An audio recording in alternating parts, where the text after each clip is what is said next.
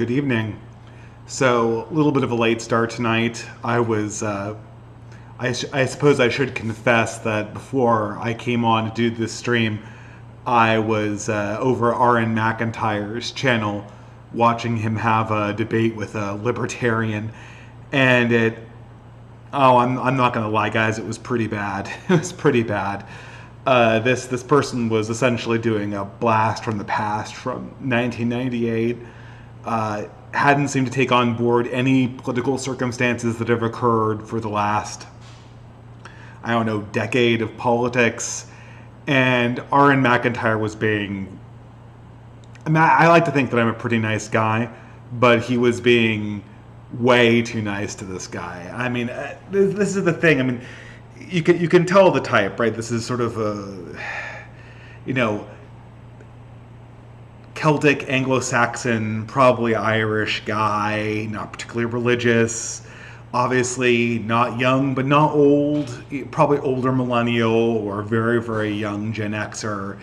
And he just has this idea that somehow his principles and the way everything makes sense to him in the way he's been taught, this is just so relevant to how we deal with politics in 2022. And really, what everyone else needs to do is catch up to where he is. This person, I don't know how to break it to this person. His approach is incredibly wrong-headed. And it starts with the fact that he somehow thinks that his interior moral intuitions, which he essentially learned from college, are going to be reflected back to him, or at least there's some kind of moral force that will reflect them back to him. I don't know what world this comes from. I think R.M. McIntyre is of the opinion that everyone needs to be heard. He's a guest on the channel, and so he's being really nice to the guy. But I don't think that kind of treating this opinion like it has some kind of deep reverence attached to it. It's really what we need to be doing right now. The message that people still spinning the libertarian talking points, what they need to hear is that no one cares about their opinion, and that this whole ideology is not going to be entertained. It's not going to be entertained by the left. The left doesn't respect it, and they don't respect it because it's absolutely useless when it comes to real politics. And they don't fear it either. And so it's really not up to us to kind of get this guy on side. He can listen to what we're saying. He can internalize it. He can talk about actual political reality, and therefore become an actual interesting person inside a conversation that we're actually having. Or he can keep on spinning his wheels about ideology that no one's taken seriously for really a decade now, and it shouldn't have taken seriously for like 6 decades at this stage. I don't know.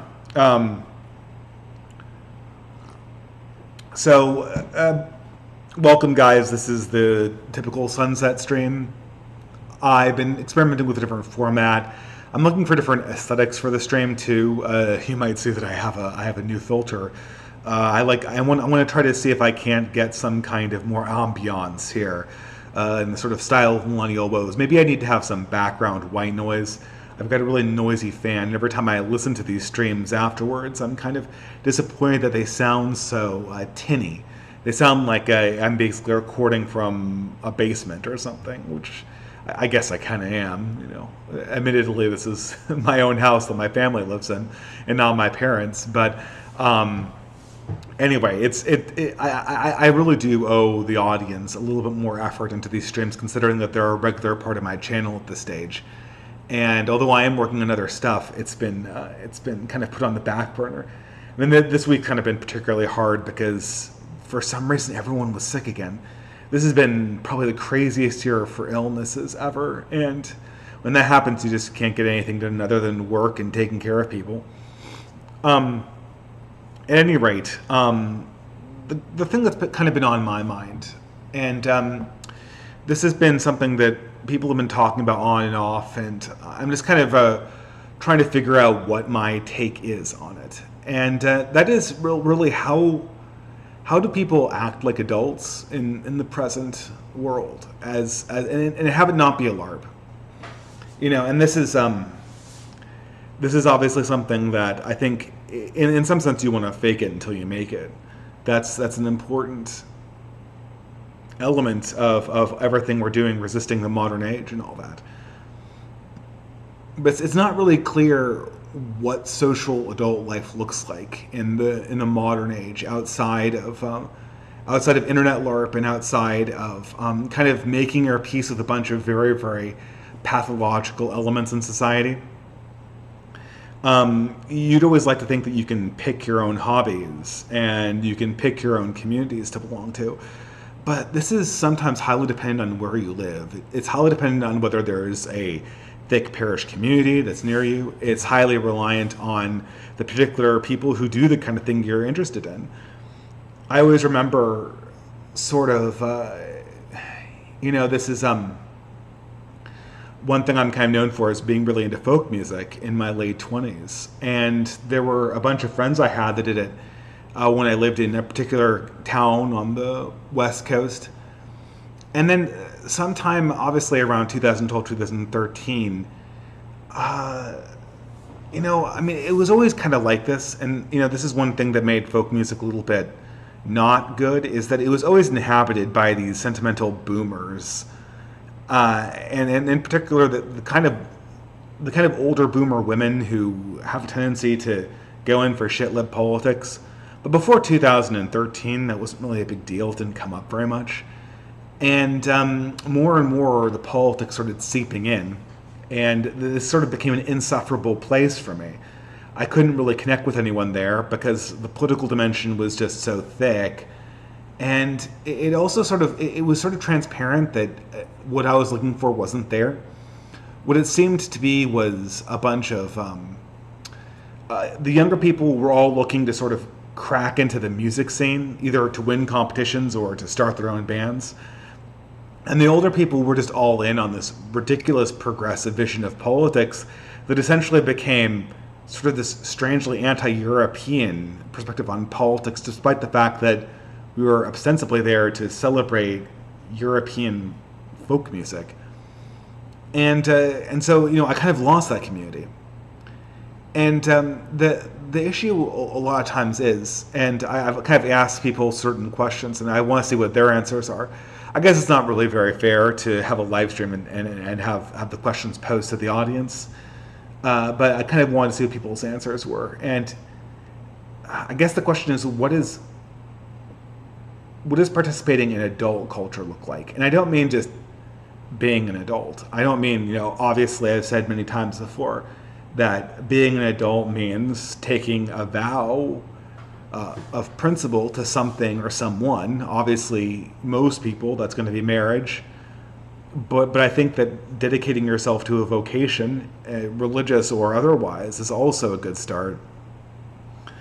And that, among other hurdles of responsibility, you become an adult when your obligations are something that can't be walked away from because of personal unhappiness or emotions in the moment. And you look at someone like Tyler Lorenz, who's that insufferable Washington Post journalist, so sort of the cartoon of the white lady. I don't know if she's actually a cat lady or if she's married, but she might as well be, because that just oozes out of every pore of her being when you see her on camera. And when she's not doxing people to get revenge on her political opponents, she's crying in interviews about how everyone's mean to her on the internet. Everyone can kind of see how that's sort of a fundamental element of Arrested Development, and everyone can see that in macrocosmic strokes we need to take different directions. And certainly, I've done videos about how you can put yourself in a position to be more like that, and to sort of pursue your large goals more effectively towards taking responsibility for something greater than yourself, which is what adulthood means. But on this stream, I kind of am constantly asking myself a question about how I hold myself, what my relationship is to things like popular culture, what my main context are, what my main community is.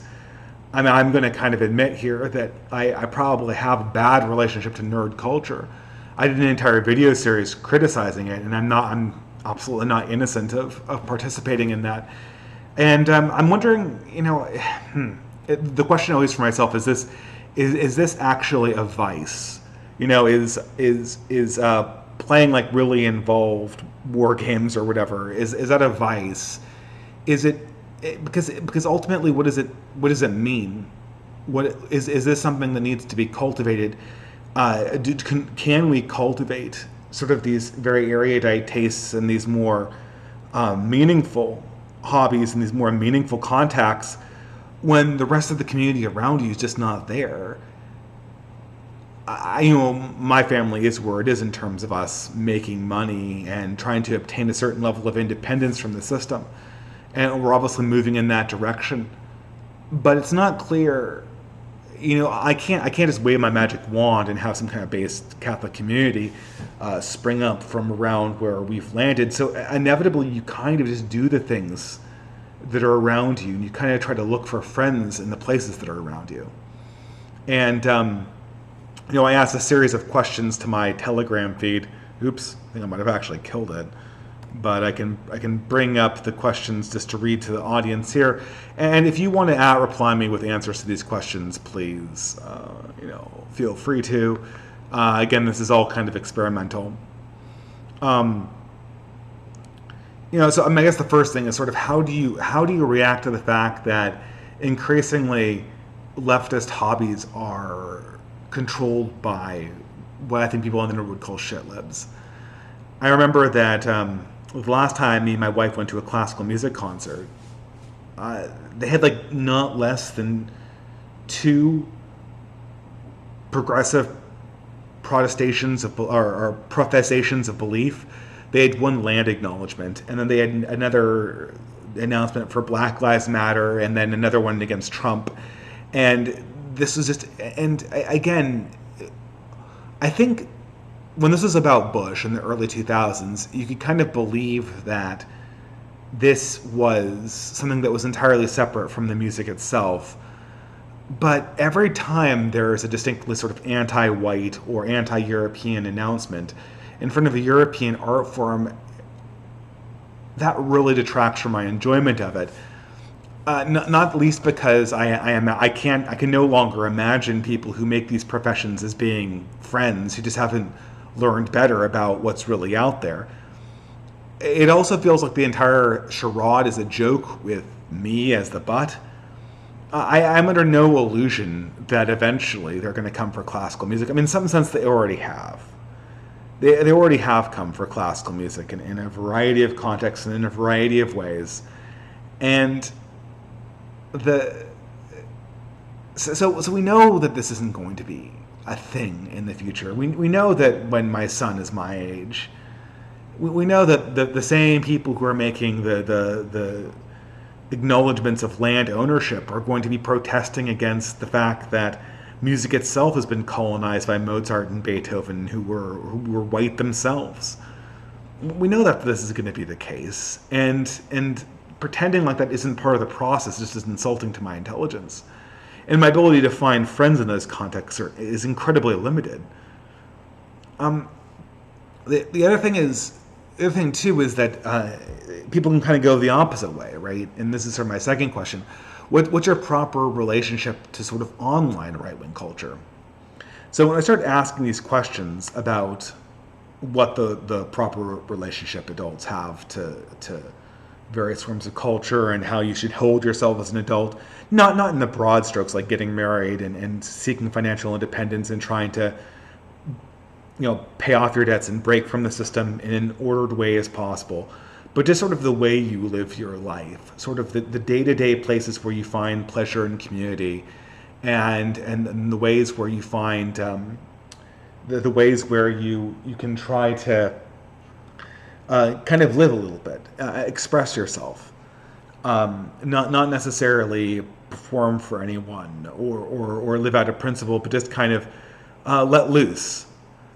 And this is something that, and as soon as I asked this question, I kind of regretted asking this to, I know a few people in my Telegram chat I'm really thinking of Juniper Tree here. These people are, or I'm Iron Duke, who's on the more on YouTube than on Telegram. These people are established people, and like they have serious answers to these questions to an extent. But like for the most common question when you put these sort of lifestyle questions to a right wing community is you get these sort of Bappian formations like your hobby should be like pumping iron or something like that. I mean, okay, sure, everyone exercise. Like I try to exercise, probably not as much as I should. Being sick constantly hurts that a little bit. Hard to pump iron when you've got a fever.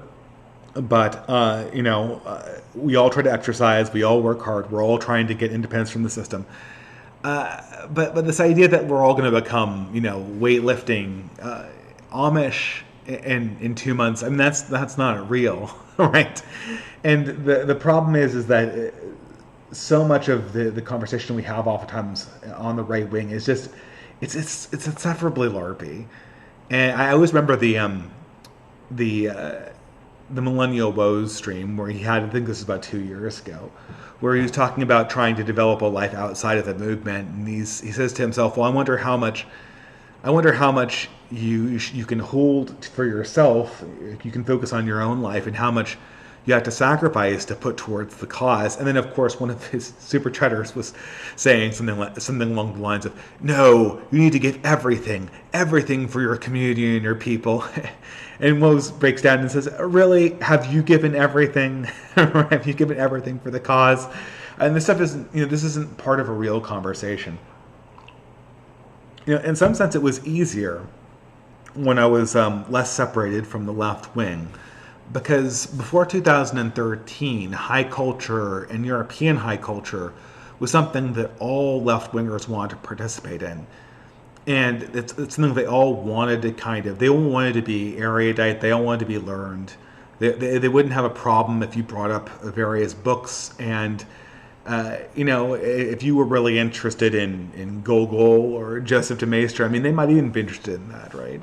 As long as it wasn't cowboy presidents or invading Iraq, then they were fine with it.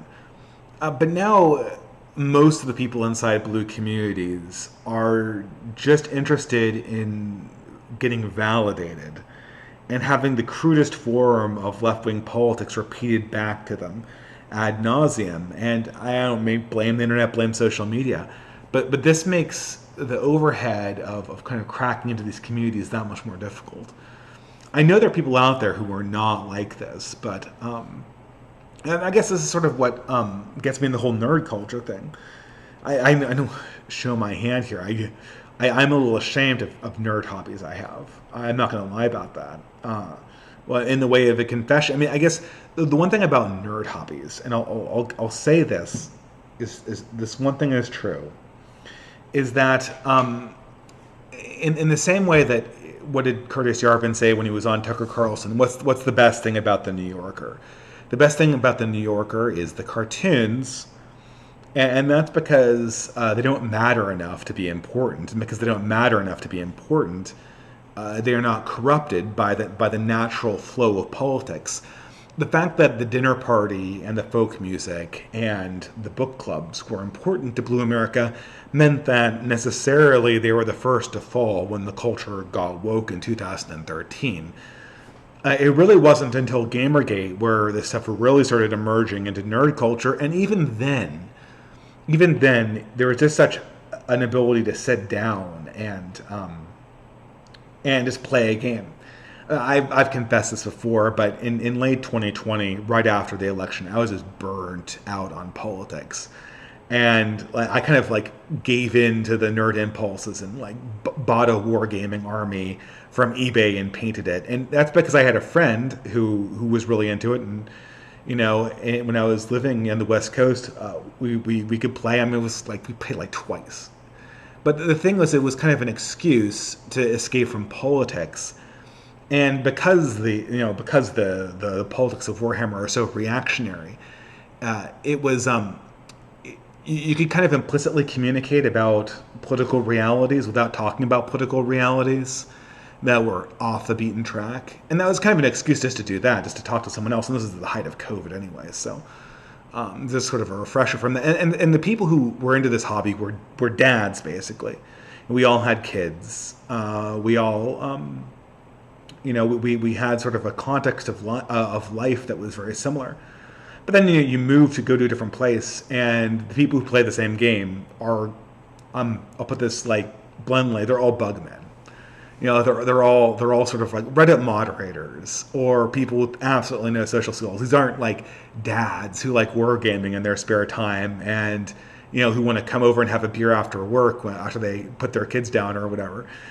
It's just a totally different scene, and when that happens, the entire thing kind of collapses in on itself. The reason was for the hobby existing was the community, and but that being said, right? That being said, these stupid things like nerd culture, they don't matter enough to be corrupted, so they're sort of the last thing to go.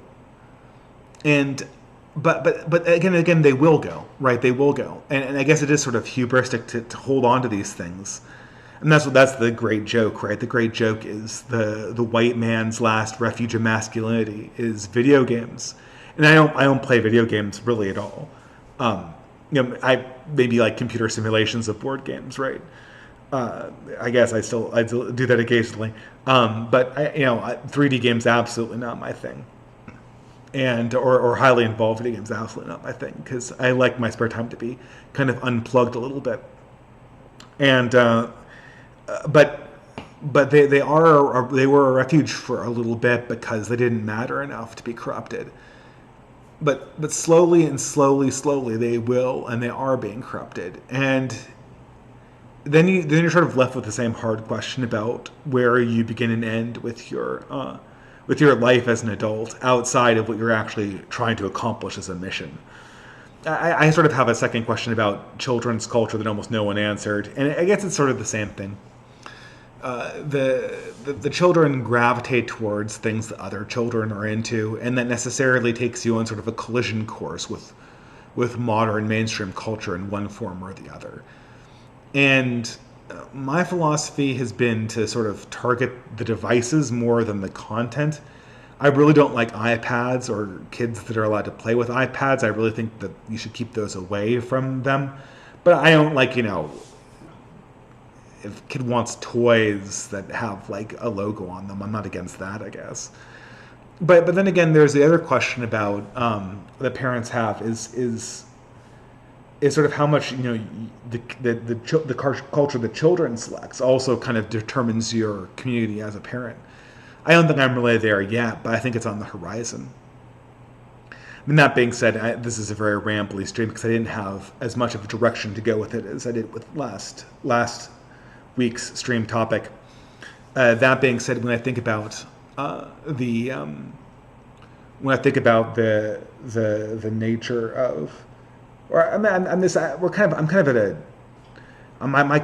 Dante's like he's 2.5 at the stage, right? And he's becoming a little boy. He's no longer a baby, and there's sort of a world of possibilities that are opening up. He's developing interests, and he's also meeting other kids, and friendships are coming in that direction. But always in the horizon is the question of value. And the question of culture and the question of cultural barriers. When there's a big barrier between you and your Hindu neighbors, or you and the other parents who just as soon cancel you for your politics, that's pretty hard to surmount. So much of the struggle we have as adults is one of community. When I think back to my grandparents were able to live a very communal life and a very adult life because society around them facilitated that. They didn't have to pretend to not be themselves in public. And moreover, their self-worth was defined in terms of how they presented themselves in public. And this is something that, I don't know, when I think about my grandmother who lived in San Francisco, who worked as a secretary, and her typical weekend activity was going to the San Francisco Orchestra. I mean, how is that even possible? I remember checking out the Seattle Orchestra as a grad student, and as actually someone who was working in Seattle later on. And I took one look at the concert prices, and I'm like, this is a huge percentage of my salary for the entire month. How could I even do this? And it's because the entirety of the urban areas was set up differently back in the day. It was set up for a culture that was more focused on what we would ordinarily consider a bourgeoisie culture, of keeping up appearances. Certain things were prioritized in terms of cost and in terms of community, and really it was just a matter of fitting into that mold. Right now, the only way to fit into a mold, the mold that you're kind of being poured into, is the mold of the bugman, of the Reddit moderator. And if you are trying to live a bourgeoisie lifestyle, you're doing so as a direct act of repudiation of the culture around you. Before I did this live stream, my wife showed me this video that Matt Walsh had. Matt Walsh was the guy who, scoot forward a little bit here. He's the, I'm sure everyone knows Matt Walsh, right? He's the guy from the Daily Wire who did What is a Woman? And, it's this interview documentary where he goes around and asks professionals to define what a woman is. And of course, they come on confidently, ideologically, about a topic that they don't even have a good definition of. And he had this video take on this pet commercial. And the pet commercial explicitly said, like, it was literally, they literally said, like, children will destroy your life and pets won't. Children will wake you up at night. Pets will sleep with you. Children will destroy your house. Pets won't. So own a pet and not a kid, and then feed them our pet food. And of course, Matt Walsh takes this to task for its factual accuracy. Obviously, anyone who's owned a dog knows that they will destroy your house and they will wake you up in the middle of the night. And then he goes on to sort of the religious meaning of having a child and how that is so much more valuable than owning a pet.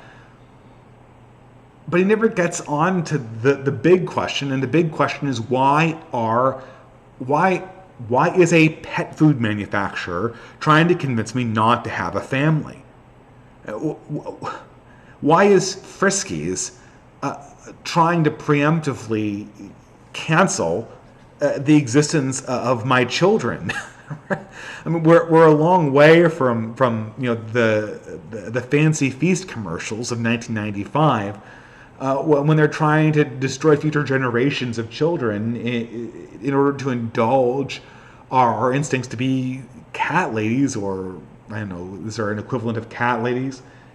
Cat people, well into our 30s and 40s. This is absolutely insane, and the amount of nihilism that it takes to actually put that commercial into the mainstream is absolutely astounding. And I don't know, I can't even fathom why that question wasn't asked. It's absolutely bizarre. This is I think Academic Agent had a stream review of the question I sort of dipped into last week about the based right-wing fornication or whatever. And this was obviously based on Bronze Age perverts. And the idea itself, the idea that men should spin plates for the greater good of the right wing is transparently ridiculous. It's ridiculous not only from a Christian point of view, by which it's just sinful, it's also ridiculous just from a straight-up Machiavellian or Nietzschean point of view. It's not powerful. It's not strategic. It's just stupid. But Academic Agent actually reviewed the stream where BAP talked about this stuff, and he was laying out a criticism of sort of these social conservatives and their fixation on on sort of the social culture war issues as opposed to the racial ones. And I genuinely sympathize with that perspective. I mean,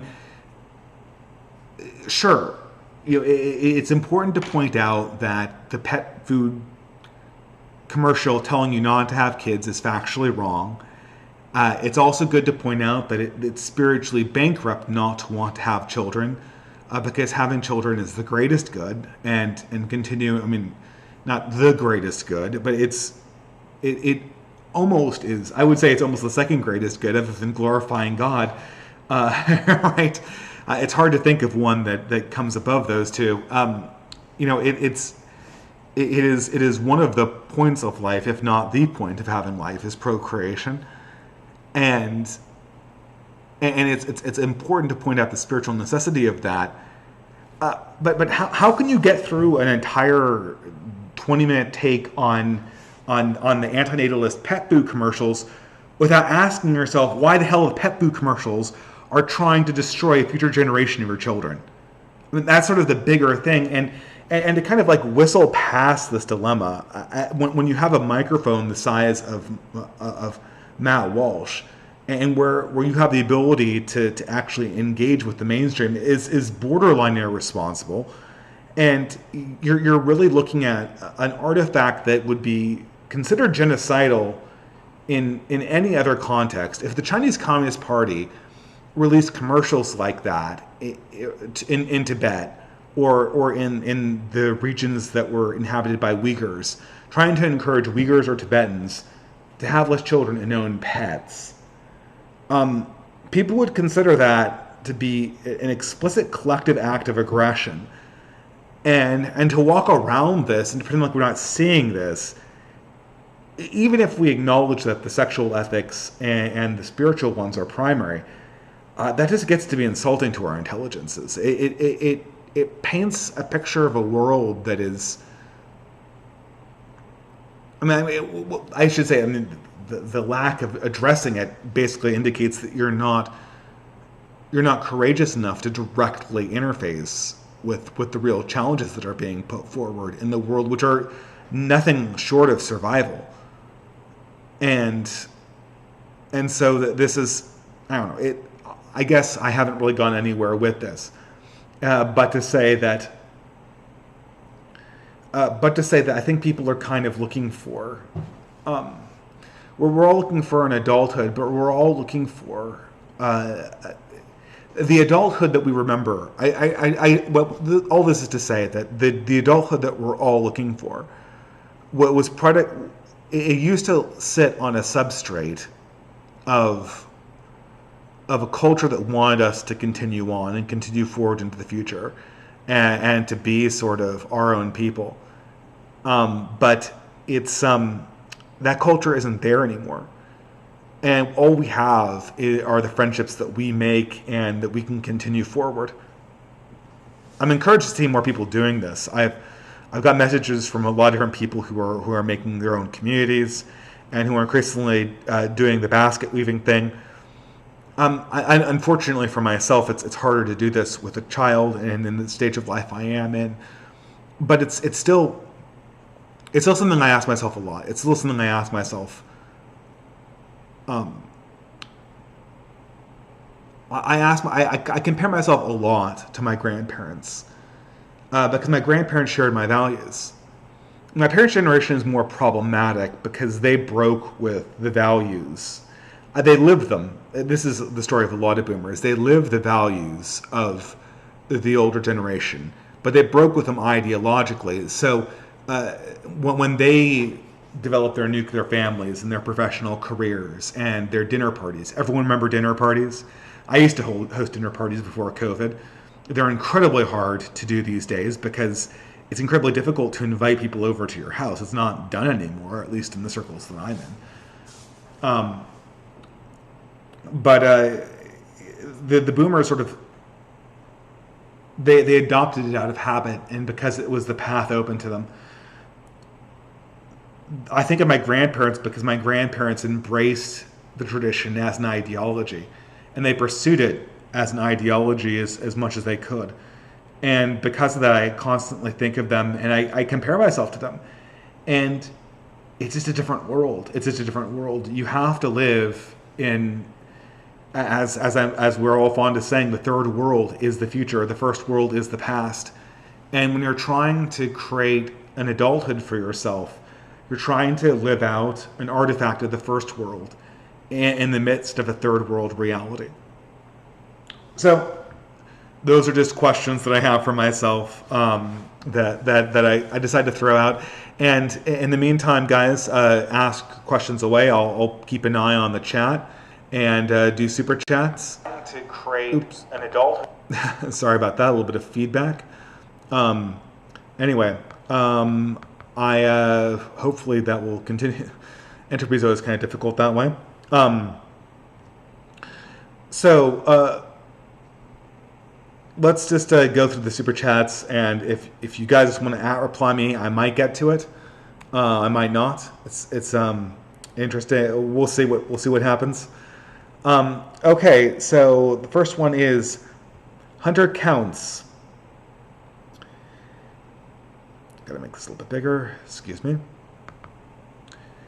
Standing here, I realize you were just like me, trying to make history. But who's to judge the right from the wrong? When our guard's down, I think we'll both agree that violence breeds violence, but in the end, it has to be the way. Well, I mean, all power is essentially violence, and I mean, but I think that it's a misnomer. You know, talking about violence outside of actually a lawful order that you're pursuing is just the pursuit of chaos. And I don't see any point in just talking in these ways. I'm reminded of, does anyone remember Kurt Doolittle? All of these people back in 2019, there are all these edgy bros who would talk constantly about Civil War and all this stuff. And it's the same thing as the people like the sort of BAP types. And I'm not trying to cast aspersions on BAP. He's a great podcaster, even though his life advice is sometimes a little bit questionable, in my opinion. But there's sort of an equivalent where we all pretend when I ask people what their personal lives look like as an adult. There's always this pretension that you know you the only thing you do for fun is lift weights and do military training when you're not milking your cows on your Amish farm. I mean, come on, guys. I know for a fact, talking to my audience, that I'm one of the few people who doesn't play video games. So I'm pretty sure that, you know, I'm not talking to a bunch of Amish bodybuilders. Absolutely lift. Totally recommend it. And if you can't start a farm, I totally recommend that too. But, you know, let's be realistic. And the same thing is true for people who are talking about just violence in the abstract. You know, I mean, violence has increased in the last 2 years for all the good it's done. Not very much, in my opinion. And this is always the point. In the abstract, you're absolutely right. All power stems from force, which includes violence. And eventually, in some regrettable circumstances, violence is necessary. But it's not useful talking about it in the absence of some greater order or greater cause that's coming into being. No one's offering terms or discussing politics in this way. And as such, it just feels like flailing. It feels like posturing. And I'm kind of done doing that. If you listen to Aaron McIntyre's stream with the NormieCon, it's remarkable. This guy's talking about his principles and how he's okay with this and how he's okay with that and how he's not okay with all this racial stuff. And it feels like, are you ordering from a menu? Is this are you designing your politics like you have a character creation menu for a role-playing game and a video game? Is that what we're doing here? I mean, my politics are designed around my absolute principles that I'm humbled by and that I never live up to, and then the literal political reality that I'm forced to operate inside of. And there's really nothing there's really nothing that exists at this level this person operates on. It's like you watch these leftist YouTubers. I know I mention this person periodically, but I watched this Thoughts Time video. I couldn't get through most of it, but he had 2-hour stream that was like on a cartoon show from the 90s, from Argentina, about like a trans superhero that nobody has ever seen, and that appears like to be very, very low quality, and presents this absolutely cartoon view of the world where it's trans people versus Nazis. And he takes it so seriously, and he's so concerned about the implicit degree of racism it has. And I'm not concerned with, the politics or sort of the absolute banality of sexuality-based identity. I'm just absolutely gobsmacked about how someone's brain works this way. Your identity, you don't choose your identity. Your identity chooses you. And even when it comes to spirituality, the things I think is the most important thing a person can do is to properly structure their spiritual outlook. And, before this live stream, my wife kind of chastised me for neglecting that in myself and treating religion like an academic question. And she's right about that. And probably a different live stream discussing that question. But even when it comes to spiritual confession, the motion of that is never something that begins with the believer. It's always a response by the believer, either of acquiescence or resistance, or a choice to be ignorant and self-indulgent.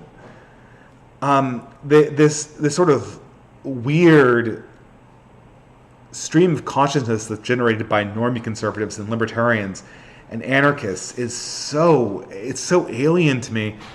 I kind of want to understand how their brain's operating at this stage. Do people really believe this stuff is what I want to know at the end of the day. And I guess, when it comes down to it, this is sort of what, the two groups that I've kind of picked fights with over the last 2 months, probably this question of belief in reality has, it's always the stick in the spokes. I don't think that pickup artists are taking seriously the idea of collective reality, and I don't think that I of the pagans who I've met and talked to, and they can give me an understanding of their sincere religious belief. I sincerely respect them, but I don't respect New Atheism with a Viking helmet on because I don't think it's sincere, and it's very hard to talk about it that way, and I'm kind of left just gobsmacked about how anyone could think about the world that way. All right, Bolero 393. We could use a clear border between adult and child. There is an adolescence creeping down to sexualized children and delaying adults from taking responsibility for their lives and communities. Yes. I guess I was speaking on a much more superficial level. The difference between an adult and a child is an adult's identity is chiefly characterized by the things he's responsible for and the commitments he's made to things that are outside himself, whereas the child's life is characterized by self-indulgence and the pursuit of pleasure. That's the primary difference between an adult and a child. But I'm actually, I guess maybe I'm being anticlimactic, but I'm actually speaking on a much more superficial level right now. I'm speaking just on how you kind of hold yourself from day to day and the kind of things you interact with and the flow of your life and the very petty things that characterize your life and the places where you take joy and the places where you find community. I'm talking much more about the form than of the essence. What we have, the major problem with adult culture in the modern world is that the essence of adulthood has been lost on the millennial generation, and they're doing everything to resist the essence of adulthood, which is ownership.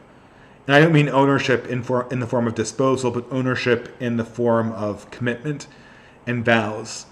And without that, it wasn't radical ownership some kind of military expression. I believe that some Marine wrote a book that literally had that as the title, by which he means something of the same degree as what I'm talking about here. But what I'm also lamenting is sort of the second order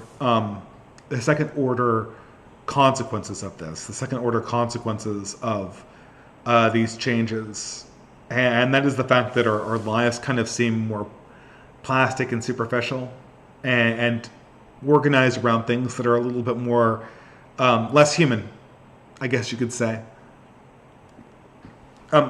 Speaking of which, the Matt Walsh, that reminds me of this Matt Walsh documentary. The it's just so great because it proves sort of the documentary What Is a Woman is never stronger than when Matt Walsh is just asking honest questions to these professors and just not reacting at all, just gruffly refusing to get caught up in ideology or grandstanding. It's never stronger than when that happens, and it's never weaker than when he's making some kind of normicon point that we've all heard 1,000 times. The left has been desperately trying to meme on Matt Walsh because of this documentary. My favorite one is where I forget. Maybe I should post this meme. Maybe I'll do so on my Telegram channel. This came up on a few leftist feeds recently. Someone forwarded it to me, and the meme is Matt Walsh kind of like gleefully and effeminately coming up to a trans family, like this lesbian mother and her trans child, and with snot in his nose and his tongue sticking out and a big dopey smile, asking, "Gee, what is a woman?" And the trans family looking like he's an absolute pervert.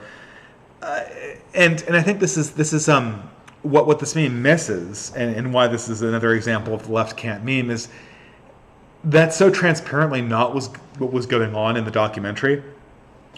The documentary's main strength is how it communicates through body language.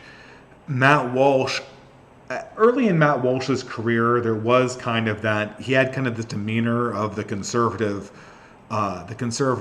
demagogue, the conservative agitator, maybe I should say. But what gives the documentary its power is his restraint. When he's doing his interviews, he's just sitting like this, very, not very aggressively, just laying back and just asking very basic questions. And my particular favorite interview of his was the one where he's questioning the professor of gender studies. And this guy, I mean, quintessential millennial professor, this blonde, ratty haircut, shaved on the sides, long in the back, mullet, an effeminate lisp, and I'm one to talk because I've got the California lisp as well, and I'm well aware of that. And he's literally contorting himself while he's trying to answer what is a woman. He's literally contorting himself into this weird defensive shape, and kind of like, and this guy's a professor. He's tenured. He's not going to get fired. There's no consequences. And furthermore, what he says, I mean, he's actually teaching new generations of professionals the answer to this question every day, and he's asking like he's under assault by this blogger, with a lumberjack beard, and I suppose with Matt Walsh, one of the things that I think in myself that's kind of lacking a little bit is that I feel that I've been able to pursue the essence of adulthood fairly well. I have a plan going forward for my family. Like, I have a family. I'm very confident in my ideals and worldview, and I'm trying to build towards community in that direction as well. But I feel in the realm of my habits and in the realm of how I hold myself, I still have this lingering tendency to sort of retreat to the days in my 20s and early 30s where I had, well, actually more in my 20s. I think by my 30s, I was at least ideologically out of the forest. But in my 20s, where I had sort of the ideology and the value system of the Reddit moderator, and I developed all of these really horrible affectations. And I can't help but feel that if I had a more adult lifestyle, or one that was more like my grandparents, as hard as it is to pursue, I'd be able to come into the form of that expression of that adulthood more easily. Okay, I'm going to move on to the next super chat. Ben White, okay, I have to double click this one. God knows why. Ben White for $3 USA. Dave, I have a similar experience to you. I wish I was involved in the band and anime scene I was involved in the band and anime scene for a while. There was always some aura of degeneracy and leftism, but it became unbearable after 2020.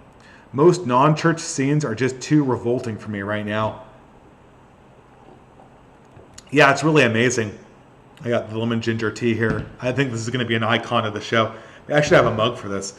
For me, the cutoff was 2013, 2014. That's when things started to become unbearably progressive where I was. But of course, at that time I was living in Portland and then later in Seattle.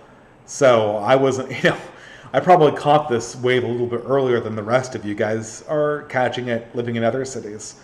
Probably by about 3 or 4 years, as you might imagine. Absolutely. I mean, it's kind of crazy. And I think this is why basket weaving is so important.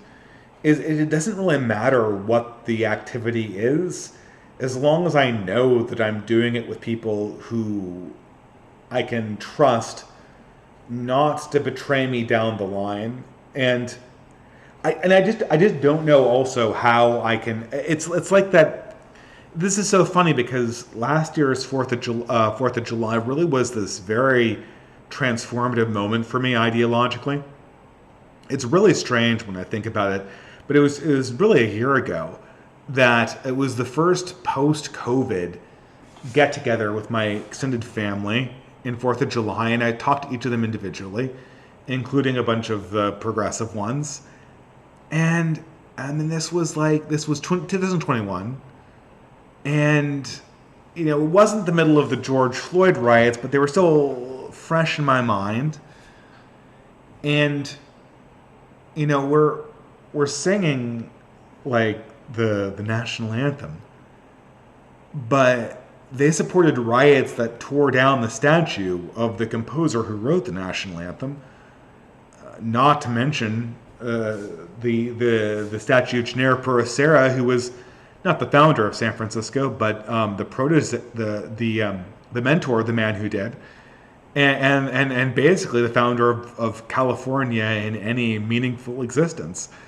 And we're supposed to all be pretending that we're celebrating this holiday about America and how much we love it. And I can't do this. I can't pretend like this is something that they believe in anymore. Do you believe in that? I don't believe they believe this, and that's the problem. And I can't do anything with somebody who I don't believes in the thing. That's hard to say. That sounds very, very meta, but that's I have to believe that they are sincere. I have to believe that they're actually emotionally engaged in some spirit of the activity of what we're doing, and not simply using it as a stepping stone for their greater political project or for their empowering LARP that's going to make it feel like they're on top of the world and ooh, everyone pay attention to me. I can't do that anymore, and that's something that I don't know. I'll have to come to terms with that at some point. But I think that's what we're all experiencing right now. Let's go to the next one. Oof. All right. Toki Homie, $3. What about burning low with your friends? Toki Homie. Because her name is Toki, I'm thinking that is a drug reference. Well, I stopped using any drugs like in my early to mid 20s, and I never looked back. I gave up drugs before I gave up on atheism. I don't know. There's just something. Does anyone else feel? I mean, I'm not trying to. I think marijuana. It strikes me as an incredibly immature drug. I never met anybody who used it in a way that was at all acceptable in adult company. It always seems incredibly antisocial for any kind of more mature approach. I mean, everyone, you could nurse a glass of wine. You can have a shot of vodka at the end of the day if it's been a really tough day. And um, I never seen anyone able to, I mean, the people who use pot in their 30s are all potheads at this stage. They're all people who by the time they're actually doing this stuff, they're like misremembering. They're misrembering the people's names and what they're doing, and kind of being fools of themselves, and it's not classy at all. So I don't know. It seems like a very low class. There probably is a way to use a drug as mild as that in a responsible way, but I have never seen it. Someone's saying that my microphone volume is a tad high. Oh dear. Did my microphone go out there? Huh. Interesting. I'm going to assume that everything's fine with the microphone. Can people give me a sound check? People are actually hearing me, hopefully. But the chat will correct me, I'm sure. Hopefully that thing wasn't disastrously high. I really need to do sound checks here. Every time that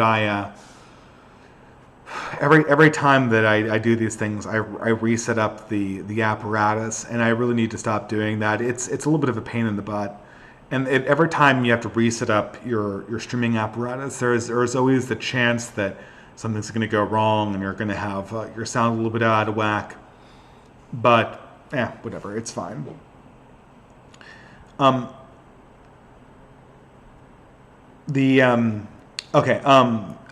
Let's see, the next super chat.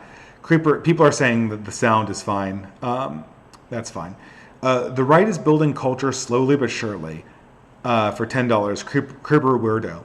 Comicsgate, internet comedy, and yes, even the Daily Wire. This is the time of great opportunity, not nihilism. Look back to the great artists of the past for inspiration, and most importantly, have fun. Fun is insanely important right now. I'd say fun is important. I would say depth is more important than fun right now. I would be happy for, I don't know.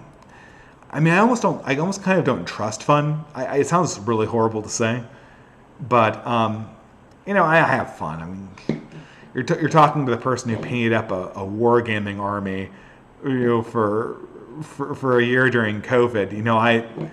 I need a fun outlet myself, and, who knows, like, it is what it is, right? And maybe I can give these to my son, right?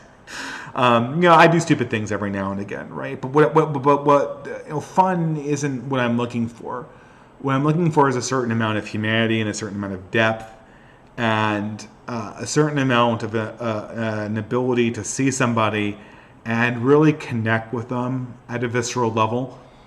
And the Sildings event was amazing for that. I wish I could have stayed a week there, because every person you met was someone you could have that connection with. And every time I meet somebody who's an adult who I feel is on the same wavelength as I am, there's always this weird interplay where you're not so sure if they're a thought criminal, and then you're not so sure if they're operating at the same level as you are. I always remember a person who I was gaming with. I was kind of relieved to know that they weren't progressive, and the fact that they sympathized with Kyle Rittenhouse. But then I heard a moment later that they were a complete fanatic for the Marvel MCU, and I kind of did a double take. Right? I mean, I sound like a total snob, and I'm still friends with that person, and all that, right? But at the same time, there was like this loss.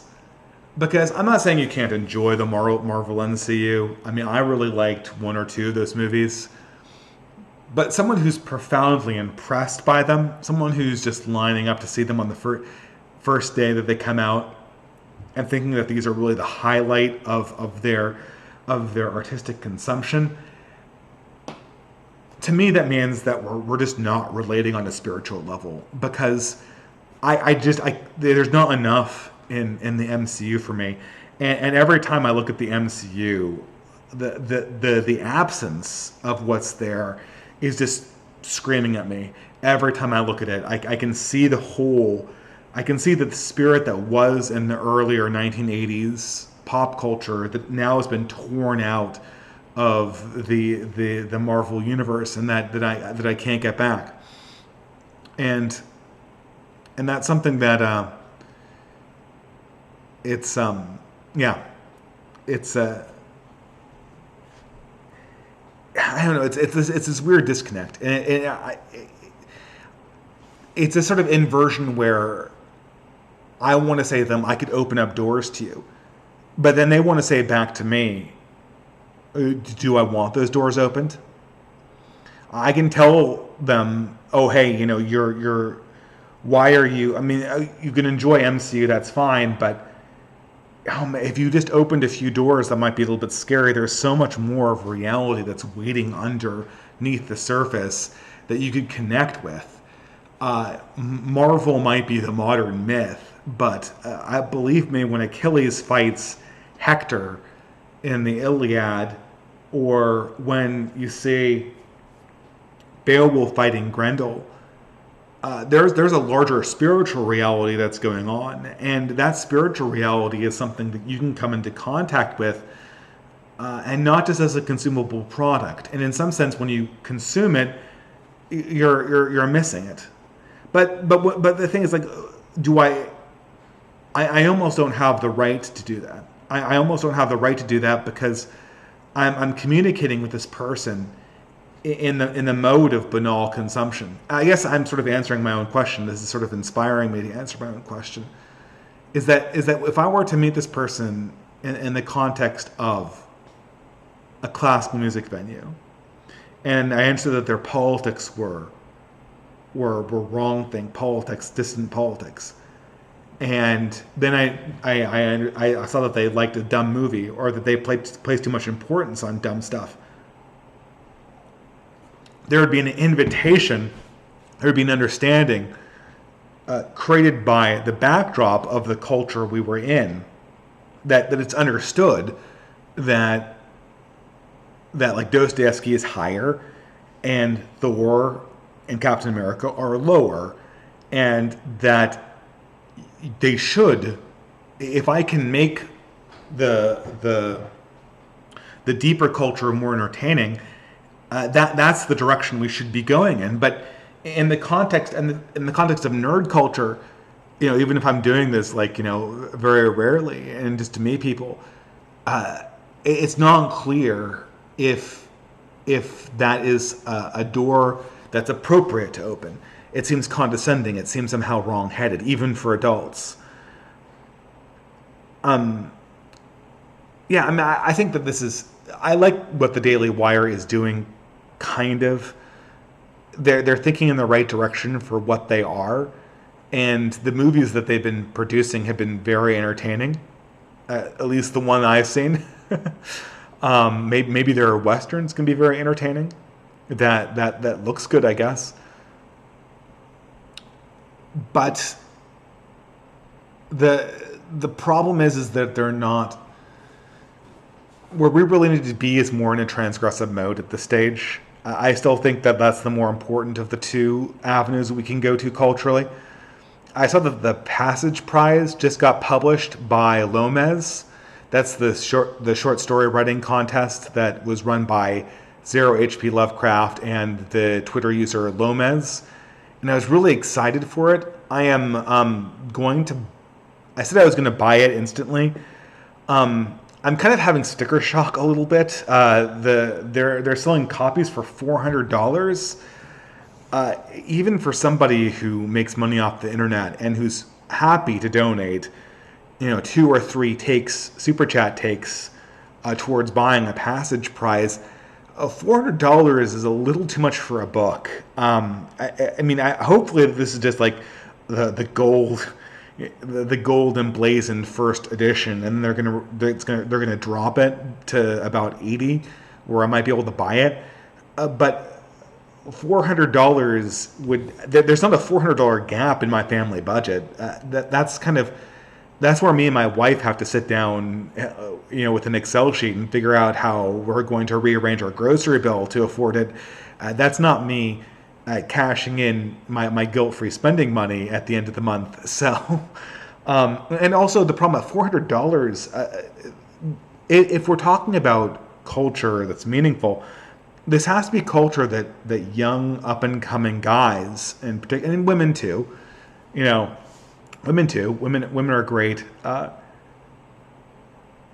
Women are culture producers as well, especially in the mode that I'm thinking, which is literature, which has always been open to women classically. But I guess not in the remote Renaissance, but certainly in the early modern age. But in order to be useful, a cultural artifact has to be readily read and consumed by younger men and influencing them. And while I might be able to stretch into a high price range for something like that in my 30s, there is not, like, a 22-year-old guy is not going to be able to drop $400 on a short story collection. That's not possible. And so I think that, we need to. I understand that we're trying to get a business model together, and I want to support that business model, and I'm going to try to dedicate more money to do that. I really will. At the end of the day, when they drop the price, and I'm sure they will, I will buy a copy of the Passage Prize anthology, and I will read it, and I will review it as part of my channel. But if this is the business model, has to get to being more of a mass production one rather than this prestige product, because the prestige product, our target audience are men that don't have a lot of money in their pocket, and women. But yeah, I mean, we see some sort of early sprouts forming on the cultural front. I think that's very encouraging. I'm gonna go forward then.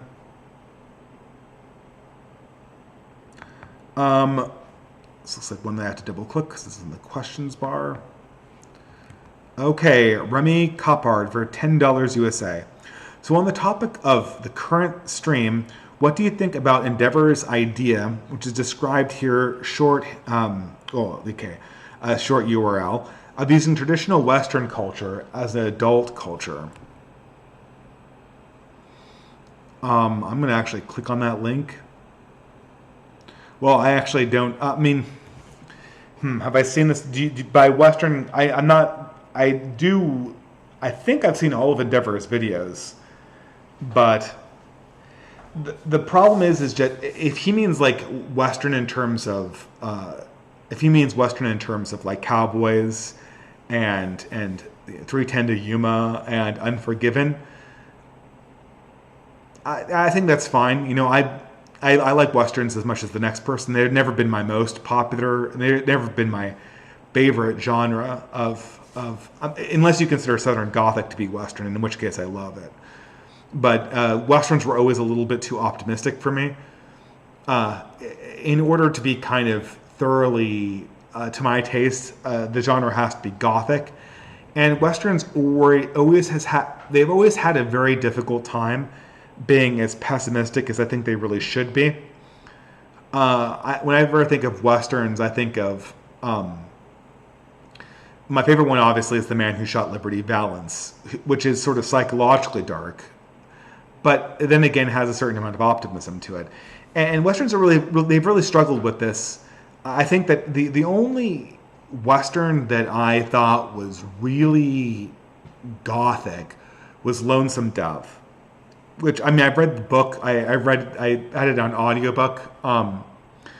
I had it on audiobook going across the country, and it's one of these Western romances. They're very common in book form, but then they never, to my knowledge, became very popular in movie form. I think also of like Legends of the Fall. That's a kind of schmaltzy example, but nevertheless, like, it has a deep tragic dimension to it that I think is really essential to communicate my feelings about the West. Most famous Westerns like Stagecoach and High Noon, they have these sort of optimistic endings that this seem kind of inappropriate for what I think is the most important thing about the West. Um, if Endeavor means not like westerns like cowboys, if he means just Western culture generally, what I'll say is ultimately, in the great scheme of things, he's absolutely right. Classical Western culture, like classical music and folk music, and all this other stuff, this eventually will be right wing culture, but it's only going to be right wing culture when the left puts it down. Because until that happens, high culture is just dominated by shit libs. Not to be too fine a point on it, it's just dominated by insufferable people who are using this thing to gain clout and status and to show how smart they are, and to basically climb the status hierarchy and to elevate their own progressive opinions. And I think that it's going to have to be where these elements of Western culture are going to have to become not part of a status hierarchy game anymore. Of all of the battles that we're fighting against cancel culture, the most important one, obviously, is not comics or films, and because to an extent we can't really win them, right? They're gonna, you're not going to save Warhammer from becoming woke. Warhammer will eventually become woke if it's not woke already. I think it's already going in that direction, right? Female Space Marines will be a thing. I guarantee it. And obviously, this has already happened to Star Wars, and it is happening to Lord of the Rings. The McDonaldization, Lord of the Rings, Middle Earth, as Morgoth put it in his recent excellent stream, is a fait accompli. And whatever we have is going to be preserved in the margins. But of all those fights, the most important one of those fights is the fight concerning classics. It's the fight concerning what we value in the present day, or what we take from the distant past, the exact opposite of that. What we take from the distant past and make part of ourselves in the present. And you see this with the Zuckerberg family. The Zuckerberg family is trying, this is Mark Zuckerberg's sister in particular, she's trying to sort of radically remove whiteness from ancient Greek culture. God knows how. I'm not going to comment on her possible motivations for doing this, but she's directly made herself enemies in people like Professor Katz from Princeton, to pick a local example, and it looks like for the time being they're winning. But eventually they're going to lose this game, because there's no way you can divorce the classics from right-wing perspectives, because the classics manifestly do not embody those perspectives. And so they fundamentally have to misrepresent the truth in order to even talk about these things in a realistic way. And because of that, it will forever be an uphill battle for them to colonize that with their own ideological preconceptions. But that's the real struggle we have right now, is to fight that battle, because that's a battle I think we can eventually win. Okay, furthermore, I should say, when we win that battle, when we eventually win that battle, which will take a very long time, what the left will do is it will go scorched earth and try to discourage anyone from reading the classics, or anyone from being interested in Western culture. Scorched earth policy, as it usually does. And at that point, Western culture, in the broadest sense, will become right-wing culture. And what Endeavor is suggesting in this post will happen. But again, that's going to have to be part of an organic process, for sure. Nick Larson for $5 USA. Dave, have you any recommendations for non-POS content for children? I will read my daughter the Narnia series when she's old enough. We'll probably show her Miyazaki's as well. She's only 3 months old, so she has time. God bless you and thanks. I mean, at 3, is there anything that's really... I mean, I confess that, my kid watches Sesame Street, and I feel like I should not let him watch Sesame Street. because I fast forward through the paused stuff, but it's like more and more. So like, okay, like, I get a Cookie Monster DVD. I have to make sure that there's not any ideology in it. And there's not, I mean, I'm actually serious. Like, there's actually literally like drag people on Sesame Street. And there's songs about how everyone's proud about their skin color as long as it's not white. And this stuff is really toxic. Is it going to impact him if he accidentally sees that? No, but I have to literally make sure that we fast forward through that stuff. But that being said, the amount of really paused stuff out there for 3-year-olds is pretty limited. I would just say like for 2-year-olds, like Goodnight Moon, and where like my kid's favorite book is Where the Wild Things Are, and that's pretty not paused. And when he's older, I want to read like Beatrix Potter and stuff like that, but it's hard to know really where that fits into development as a kid. I don't know if he will really go for that yet. And the Sesame Street stuff is just like, this is just, this is really bad. It's really bad because he just wants to watch the Cookie Monster eat cookies. I mean, it's just, and I watch the Cookie Monster eat cookies, right? I mean, that's like, do I need to like sit there and literally skip through the horrible the messaging that appears, or just keep those off and just not use those? I mean, it's really terrible these days. Really, I think that for young children, I think that the stuff like folk stories like Brer Rabbit, and that's African American, but it works, like Aesop's, like the fables, Beatrix Potter, Hiawatha. That's one of my kids' books, is Hiawatha by Longfellow,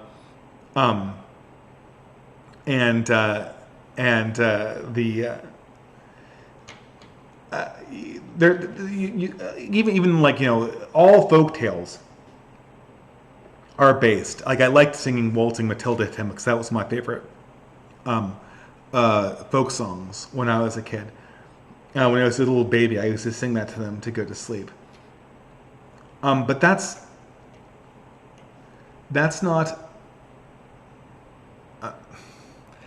I think the big oversight for parents comes when they're a little bit older. When you go into 4 and 5, I knew Juniper Tree said that she thinks that the most important thing, or I don't know if this is the most important thing, she recommended that you really try to make it so that their entertainment is not entirely corporate or entirely branded, but that they're exposed to a lot of older things, and that becomes part of what they like and what they participate in.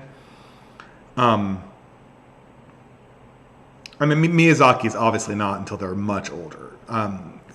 Kids don't like Miyazaki until they're much older. And My Neighbor Totoro might be the one exception, but no one's going to watch like Spirited Away. That's scary for kids. That's you need to be like 6 before they even make sense to you.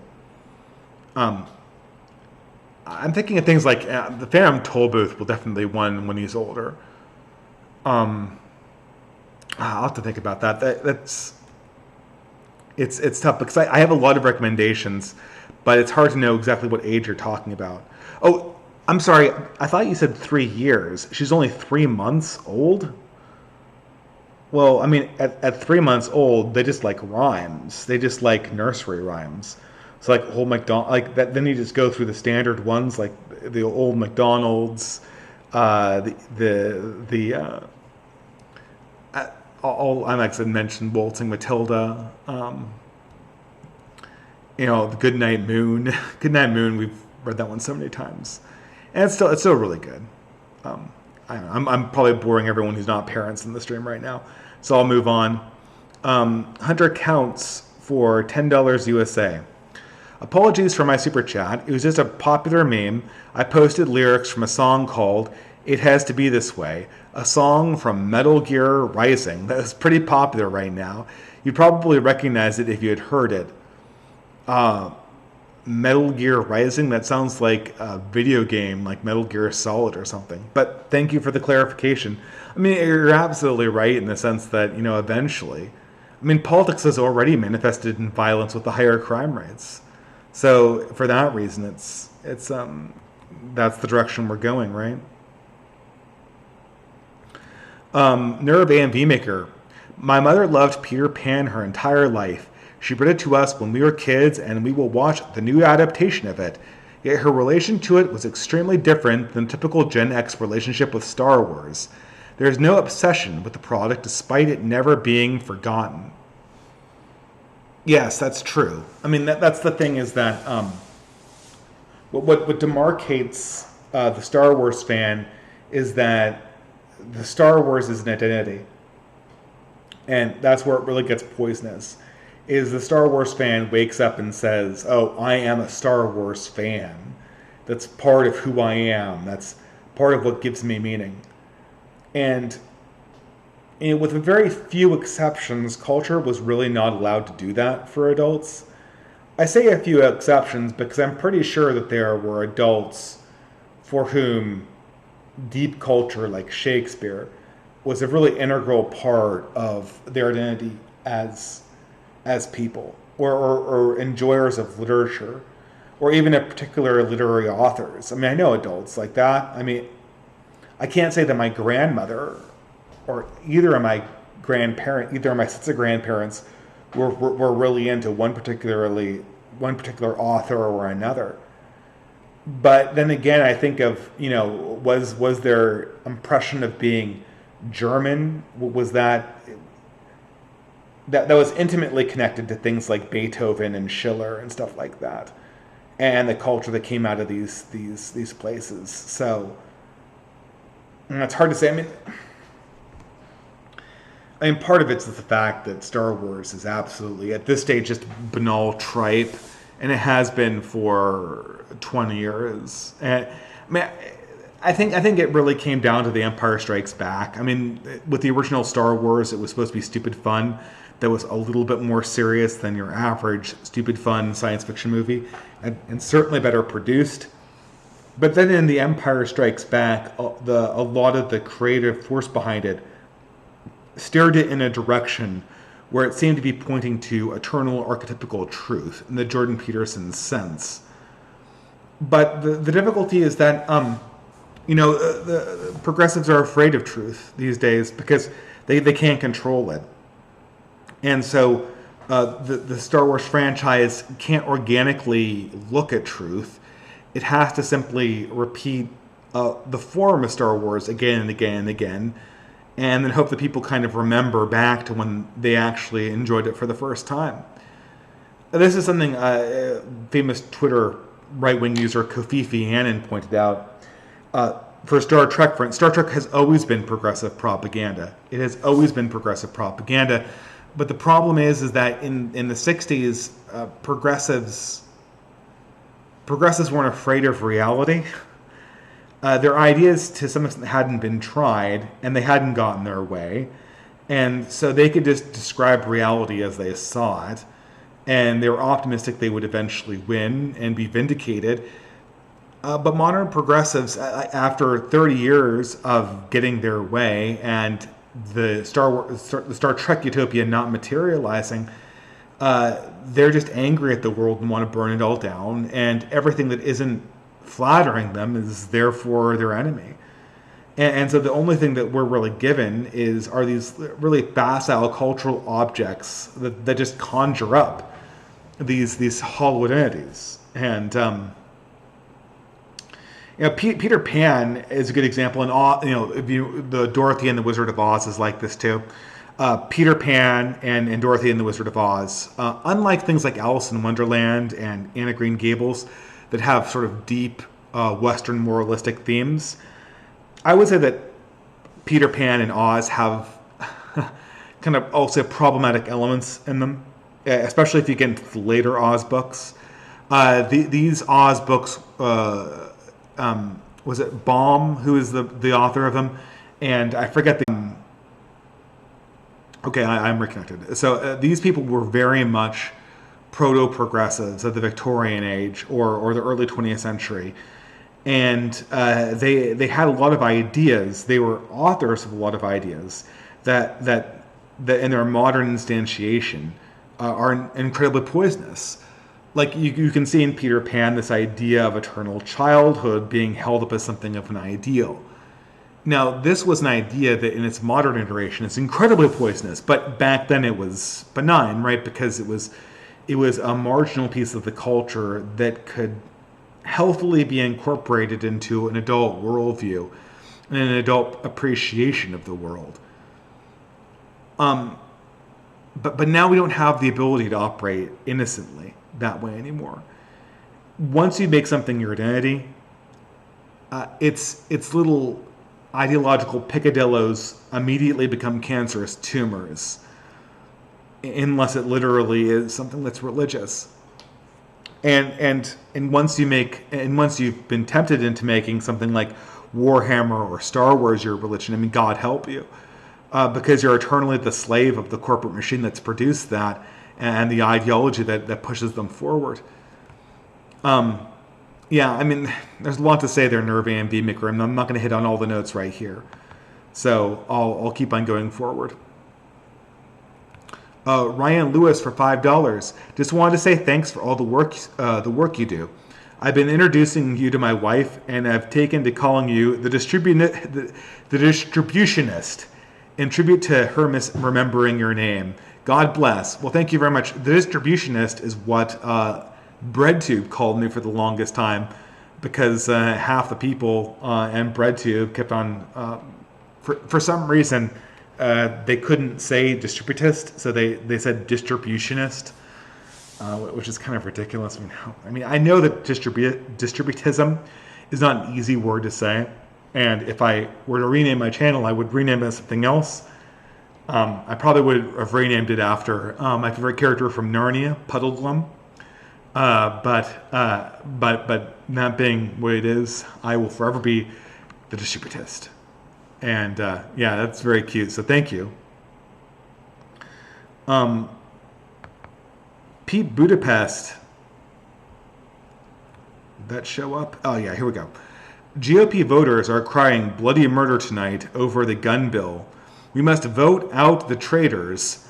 For how many decades do we have to run this same playbook? Well, I don't know. I mean, we say this, but how has the consciousness of the average GOP voter really changed? We know that this party is not a serious party. This party is as serious a party as the Washington Generals are a serious basketball team, or the Iron Sheik is a serious contender in pro wrestling in the 80s. That their job is to lose, and that's the long and the short of it. I mean, absolutely, like, vote out the traitors. 100% agree.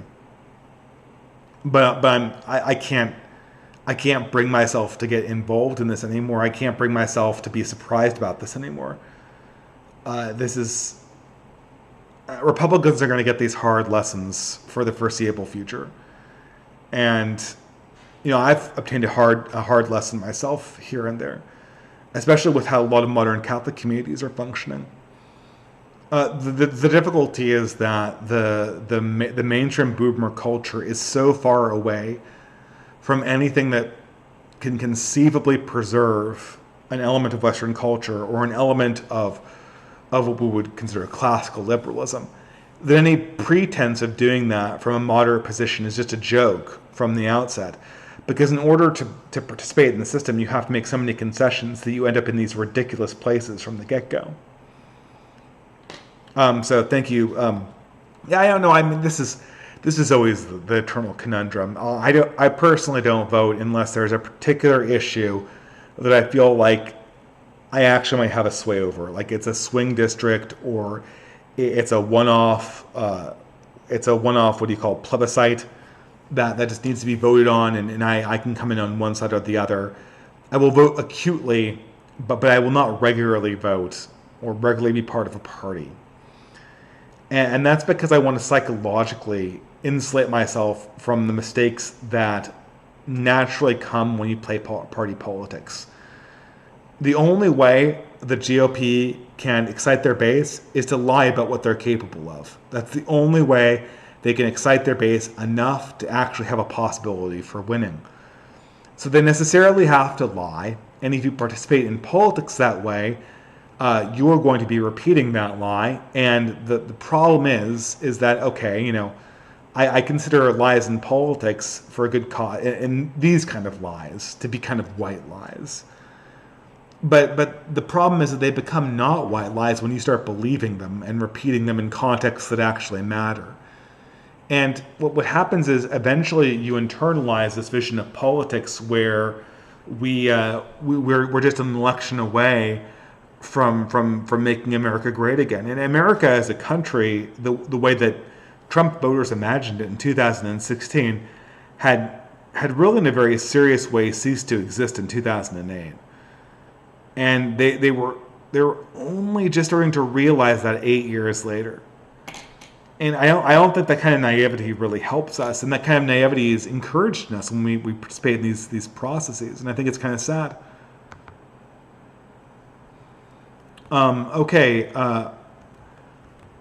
Pete Budapest again. Dave, when it comes to rising pop culture figures in the global American empire who are not fully on board with the program, do you think there is a common thread or element to the type of narrative violation that puts the cancel machine into motion?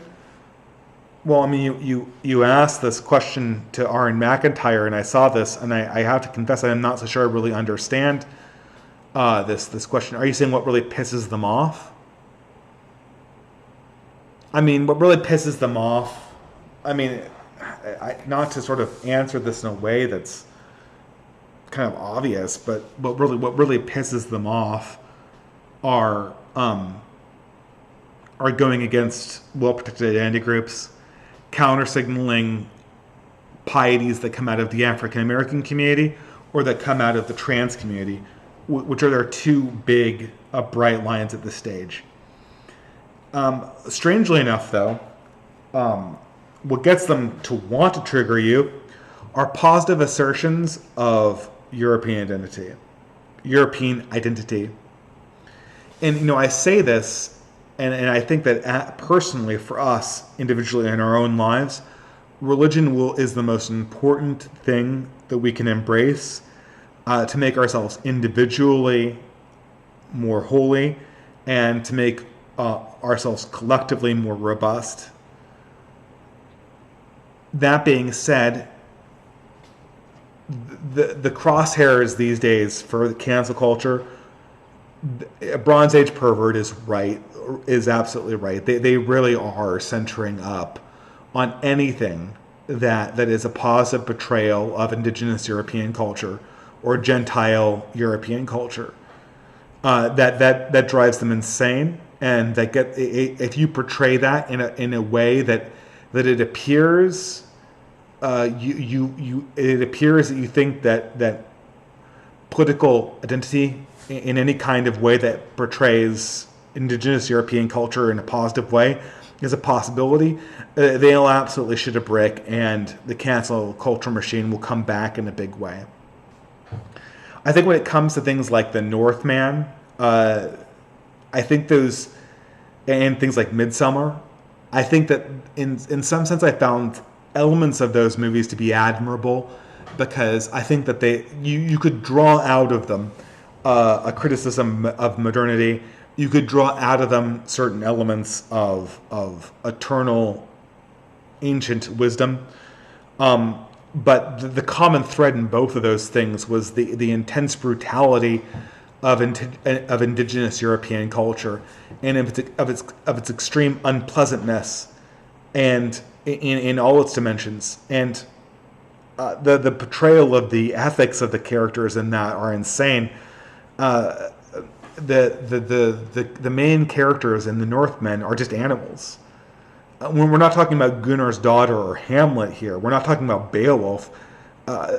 These people are absolute animals, and they might be animals who are in contact with with some kind of raw divinity, but they're in contact with it much more along the lines of Marlowe from Apocalypse Now or Heart of Darkness, and absolutely not in any way that the audience member would ever be encouraged to follow. And because of that, I think they kind of fly under the woke radar. But I would can anyone answer me this question? When was the last time you saw a very positively portrayed traditional indigenous European family that was marked as such in the movies? The last time I remember was A Quiet Place. No, I'm not talking about like Dune or something. I'm not talking about like some science fiction scenario in a world that we have a hard time imagining. I'm talking about Swiss Family Robinson. I'm talking about even Lost in Space, which is a parody of Swiss Family Robinson. I'm talking about seeing a family in the movies where you think to yourself, man, that could be us. Like, we could be that heroic family. And we could have a future for ourselves like that. When was the last time you saw that in the movies? Again, A Quiet Place was the last time I remember seeing that anywhere.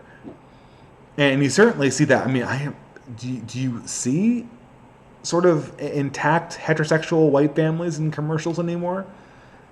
I've been trying to kind of notice this because you kind of notice that they're very prominently absent.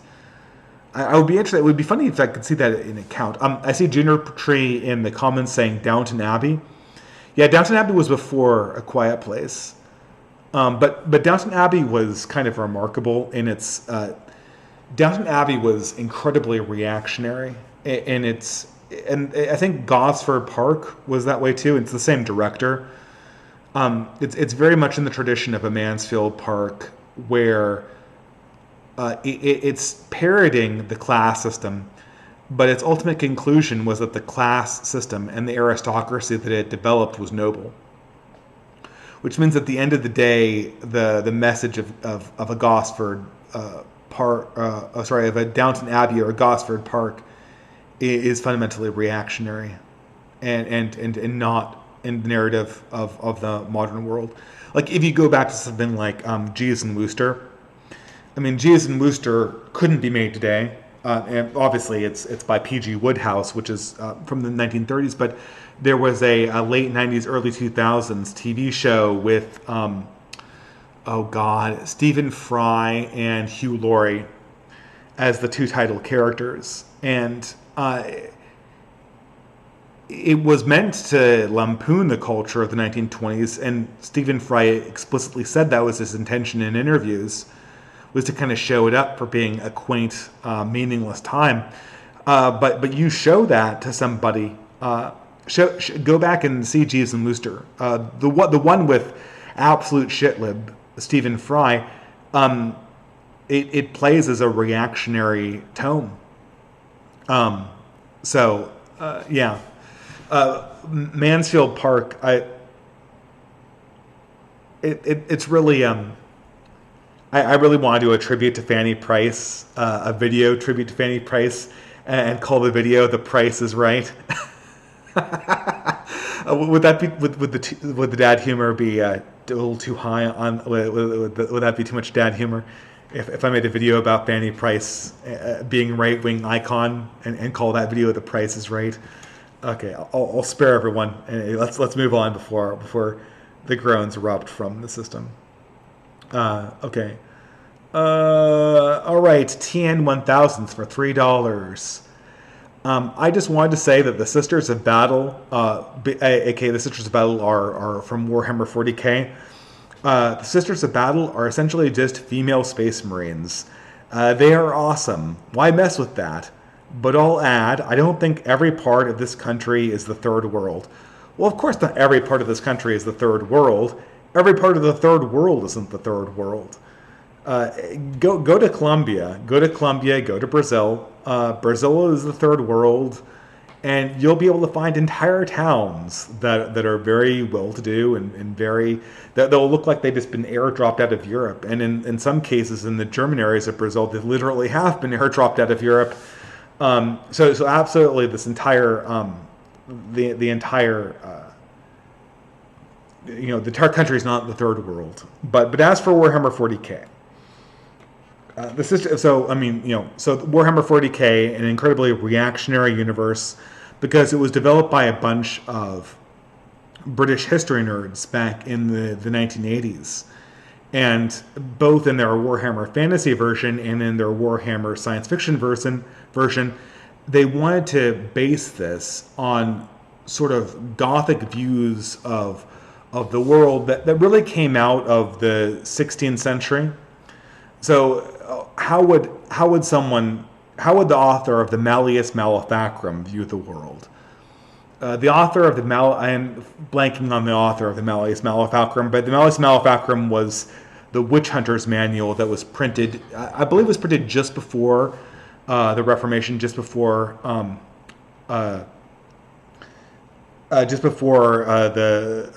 Martin Luther published his theses.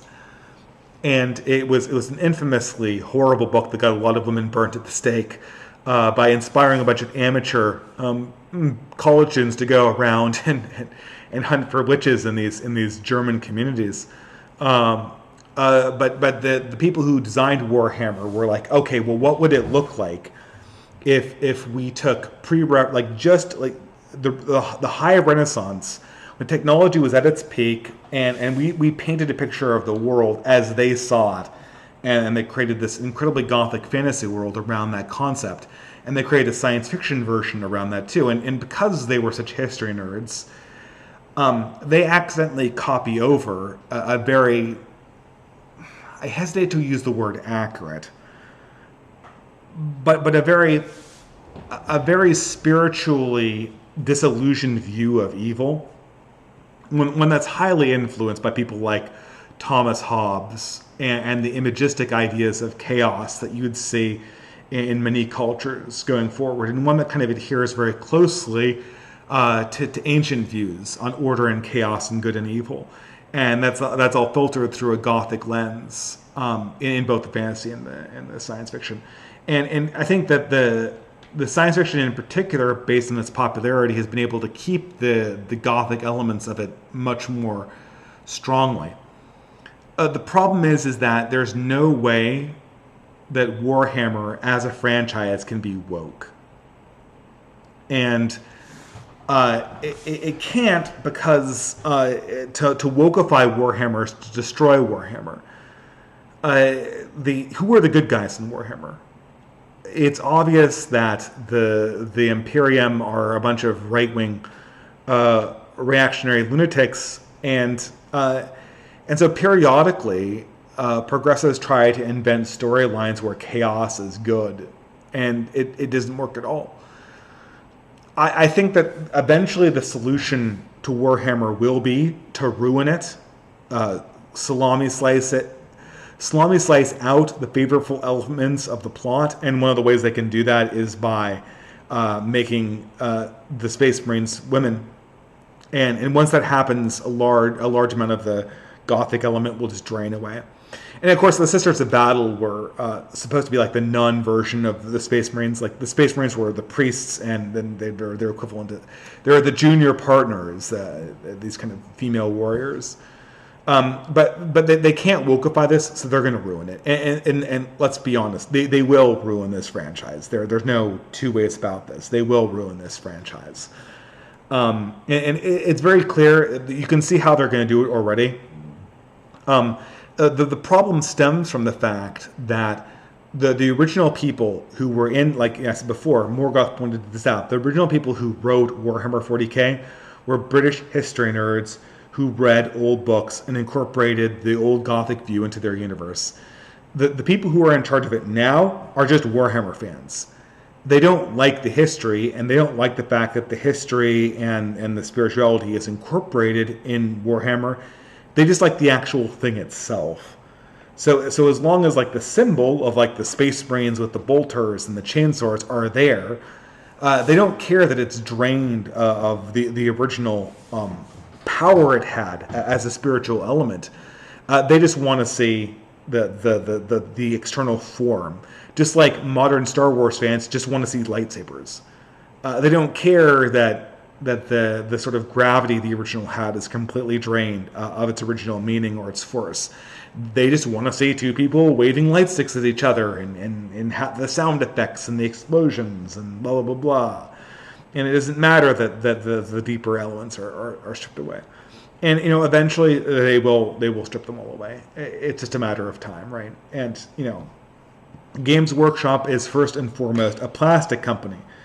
And I'm not going to lie, they make damn good plastic, right? Their plastic molding techniques are out of this world, beyond what anyone else can do with hard plastic. And, if you are in the market for plastic miniatures, that's what they do. But if you want to be good at plastic, you've got to repeat Big Brother's line, and there's no space in this universe for Gothic worlds, because Gothic worlds are scary. Gothic worlds might be a little bit too close to the reality we are experiencing. And we've already done this, but who's not thinking of Slanesh when you see a modern gay pride parade? It's so over the top, it's so demonic that and anyone who's trained to think in that way is the story is right there. A Nerve Van V maker for $3. Many left-wingers have used the classics to promote their agenda. Dickens is regularly read as proto-Marxists. A proto-Marxist, for example. Moby Dick is currently being read as an attack on white supremacy. Why are we so confident the left can't just retake the classics? Because it's a lie. First of all, these stories are literally European. They have to constantly justify their existence and their place in the curriculum. You literally can't read Moby Dick and Shakespeare and Dickens and Mark Twain and Dostoevsky and War and Peace. And if you read all of those authors, you're reading a curriculum that is Gentile and white and is incredibly not diverse. And that's just the reality of it. And eventually people will point out that reality, and they will get more diverse authors to replace them. That's just the process of this to begin with. Second of all, as progressive culture becomes, as the orthodoxy becomes tighter, there is less space for deviation. Dickens was not a proto-Marxist. As a matter of fact, you could say that he was equally influenced by Thomas Carlyle. Very famously, his Tale of Two Cities was directly inspired by Thomas Carlyle's History of the French Revolution. So there's a reality of the fact that at the end of the day, Dickens will communicate moral truths that are frankly in direct contravention to what progressives believe. For instance, the frequent idea that in people's lives virtue and compassion matter more than just being on the right side of political issues.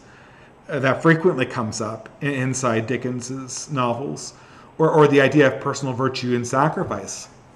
Or, here's another good example. Just watch, I didn't actually read this, which is why I feel like a hypocrite saying, read this book. But I remember very distinctly watching or rewatching the 2003 version of Nicholas Nickleby, and that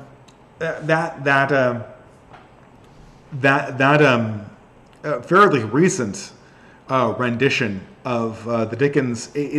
It portrays a heterosexual romance, the likes of which you'll just never see in modern Hollywood. You just won't see that kind of innocent formation of healthy family and healthy continuation of tradition, even with the social commentary on the side. And if you're a modern right-winger, the social commentary is yours anyway. The thing is that the left wing does not want to give the right wing a place that it can call home. And Dickens will forever be our home. We will forever be at home in Dickens's worldview, because Dickens' worldview is our worldview. It's light years closer. Not light years closer. That's mixed metaphor right from the bat. It is much closer to our worldview than it is the modern progressives, and they can't. And no matter how much, if they promote Dickens, they are promoting our worldview. If they promote Jane Austen, they're promoting our worldview. I don't care if you can sort of retrofit Death of the Author into saying that Jane Austen, was a modern was the equivalent of the progressive. She wasn't even liberal in her own. She wasn't even a liberal in her own Regency era England. So they're playing with fire when they do this. They know they're playing with fire when they do this. And every time they go to these classic texts and they hold them up against the modern fare, which is always more soulless and more drained of any meaning than what went before that, they're taking a risk of being exposed. They don't like this stuff because they do not like the light it sheds on them. Everyone knows that Elizabeth Banks or Fanny Price or Emma are much more heroic than the heroines from Sex and the City, and in many ways are much more realistic. They're a much more realistic. Jane Austen was being more honest about the state of womanhood in her own time than the creators of Sex and the City were being about womanhood in theirs, or the modern people who are pushing forward culture. I mean, I don't even know what the modern woman thing is right now. The average shows that air on Netflix. This is not real. This is not something that actually has human moments in them. Maybe modern people don't want reality, but I don't think that they can be exposed to it without it actually harming them. In some level, people will see this and they'll react to it. All right, Ben White for $3 USA.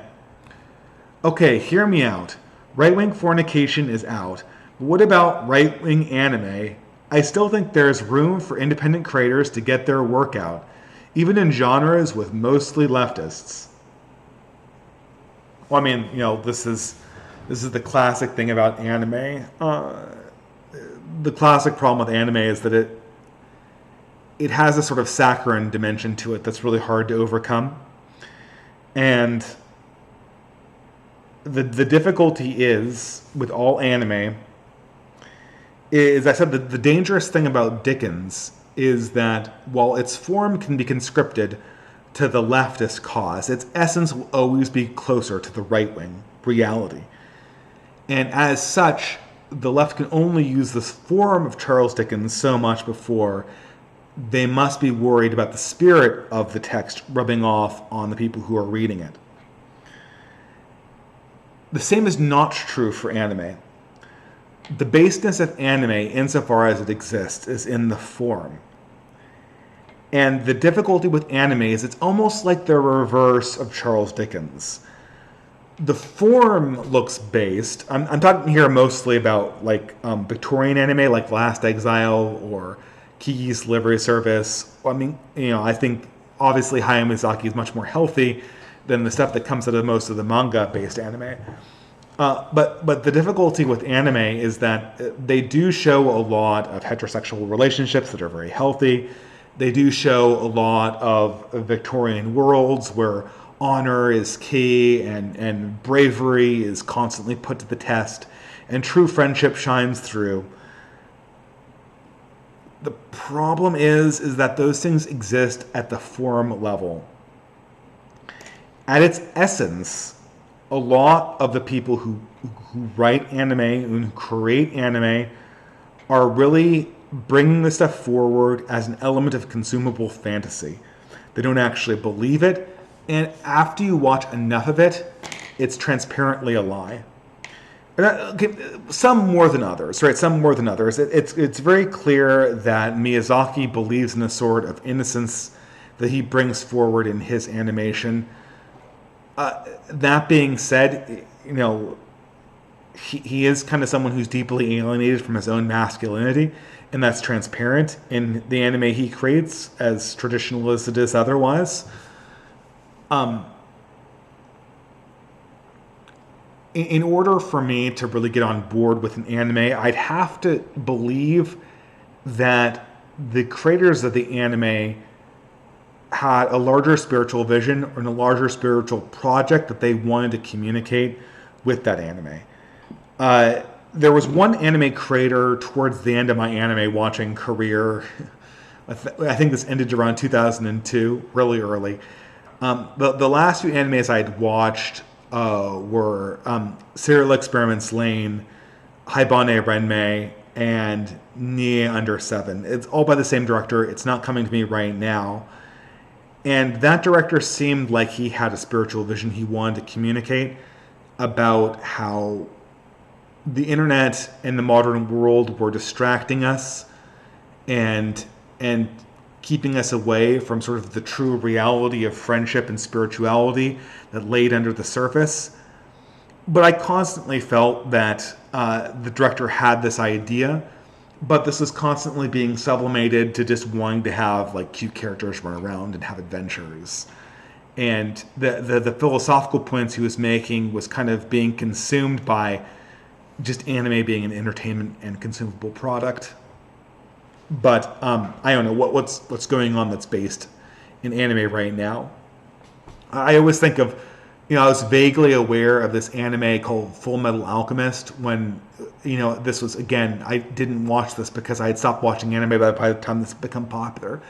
But I was aware that, the opening was this sort of very stoic adage that in order for value to be obtained, something had to be sacrificed to obtain that value.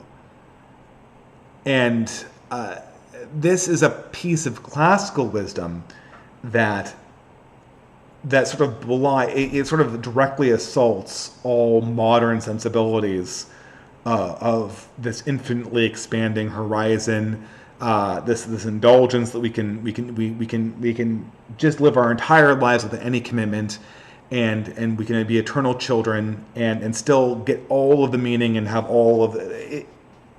That's the thing we're trying to believe in. And in the beginning, in the intro monologue of this anime is telling them that nothing of value can be obtained without a sacrifice of equal value or equal magnitude. But no one internalized that, right? You'd have these millennials watching this anime, and their lives completely attested the exact opposite of this belief. This was just an entertainment product to them. They didn't internalize this any more than they tried to live out the chaste sexual mores that certainly must have been going on in the background of most of the worlds Miyazaki portrayed. So I don't know. I'm highly suspicious of visions of these worlds that aren't where it's obvious that these are just kind of LARPs. I really, it's the LARP that I don't like, and that's the truth with paganism too. I would respect pagans so much more if I could just convince myself that it was not a LARP. And that's the one thing that I mean, again, perennialists and Platonists, very much notwithstanding, I'm not talking about the Julius Evola people. I'm talking about like the sort of Viking Thor people. I just haven't, not enough has been done to convince me that this is not a giant LARP. And I will always pick purity of essence over purity of form.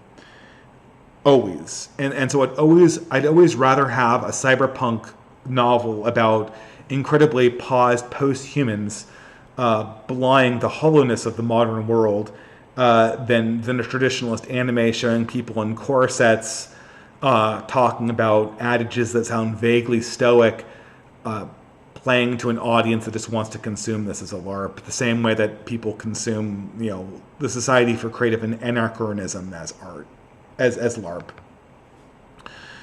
Ben White for $3. Answering your question at the beginning, a lot of my friends think adulthood means getting a job, getting your money, and then getting the hell out. To be honest, it's somewhat appealing for me as well. Okay, but which of these things is not like the other, right? Getting a job, pretty much anyone can do at this stage, right? With labor market, although with the recession coming, maybe not so much. Getting a job, getting money, sure, people get money, and then getting out. Of all the people who talk about getting fuck you money or making their millions, there were a lot of millennials that talk that way. The amount of them that have actually been able to get out has been substantially. I don't know when their get out plans are supposed to operate, but when is this like bailout plan supposed to work for them? In their 50s? I mean, I'd believe it. I'd believe it if the bailout program is in their 50s. But if it's in their early 40s, I mean that's coming up, right? That's coming up pretty soon for a lot of people in my generation, or my cohort of older millennials. Okay, so I mean, if you're pulling the parachute though in your 50s, I mean that's most of your life, right? I mean, you can't be waiting to start a family in your 50s. I mean, I guess you can technically. I mean, to be honest, my father started his family in his 50s, which is why I have a father who was born in 1930s. People can do it if you're a guy. You can't do it if you're a woman, certainly. But even if you do it as a guy, I mean, how many guys successfully make that transition? Not that many, right? So I really don't think you can wait to live until your 50s.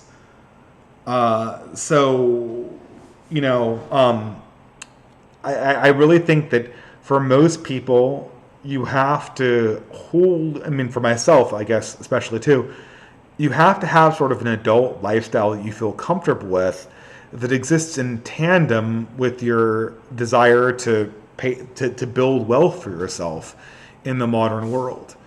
And that's my own goal is I'm trying to get out too.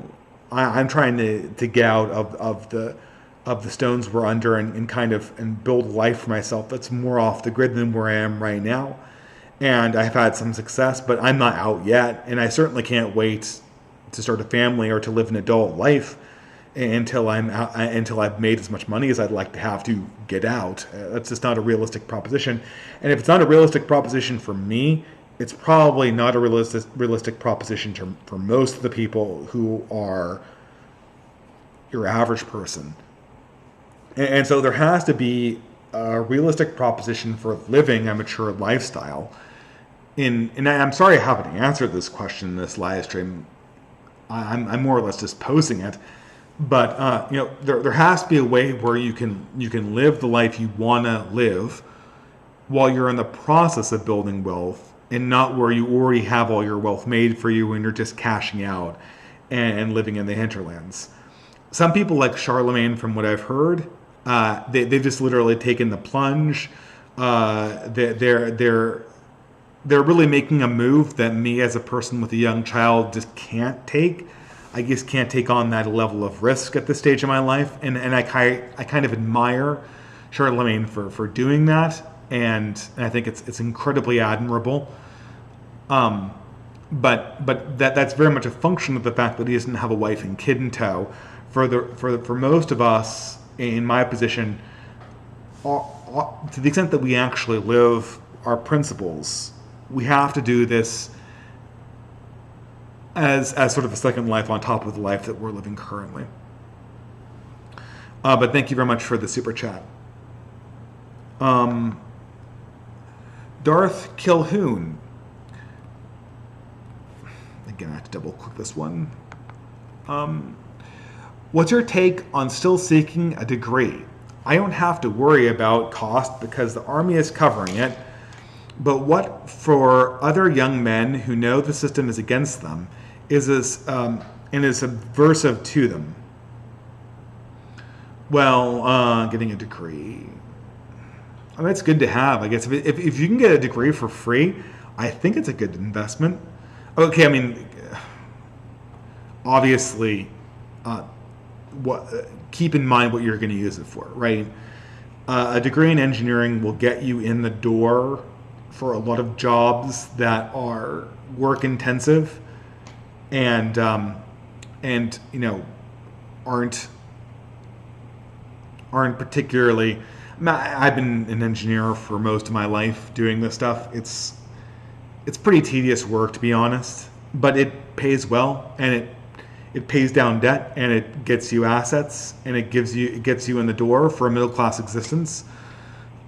Which, if you manage it correctly, I think it absolutely leads you to more independence because it gets you out of debt, and it gets you hopefully a house and property, and that's invaluable.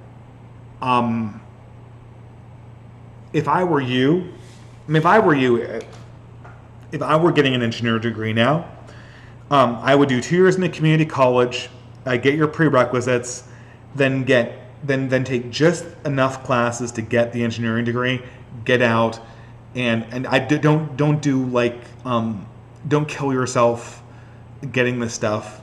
Just get the classes, get the degree, and get out. And while you're there, think portfolio, and skills. If you're a software developer, I guarantee you, like, there's 4 languages. I'll name them now, right? Like, they're the SQL, they're the SQL, PHP, and HTML and JavaScript stack. I consider that one language. Basically, all the ingredients that go into WordPress.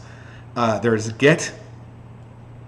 And there's what I've been informed is called DevOps, but what I know as infrastructure as code, in the form of things like Kubernetes, Docker, and AWS and GKE and that stuff. And then there is programming languages like Python, Go, and God help you if you want to learn C++, but C++ if you're a masochist.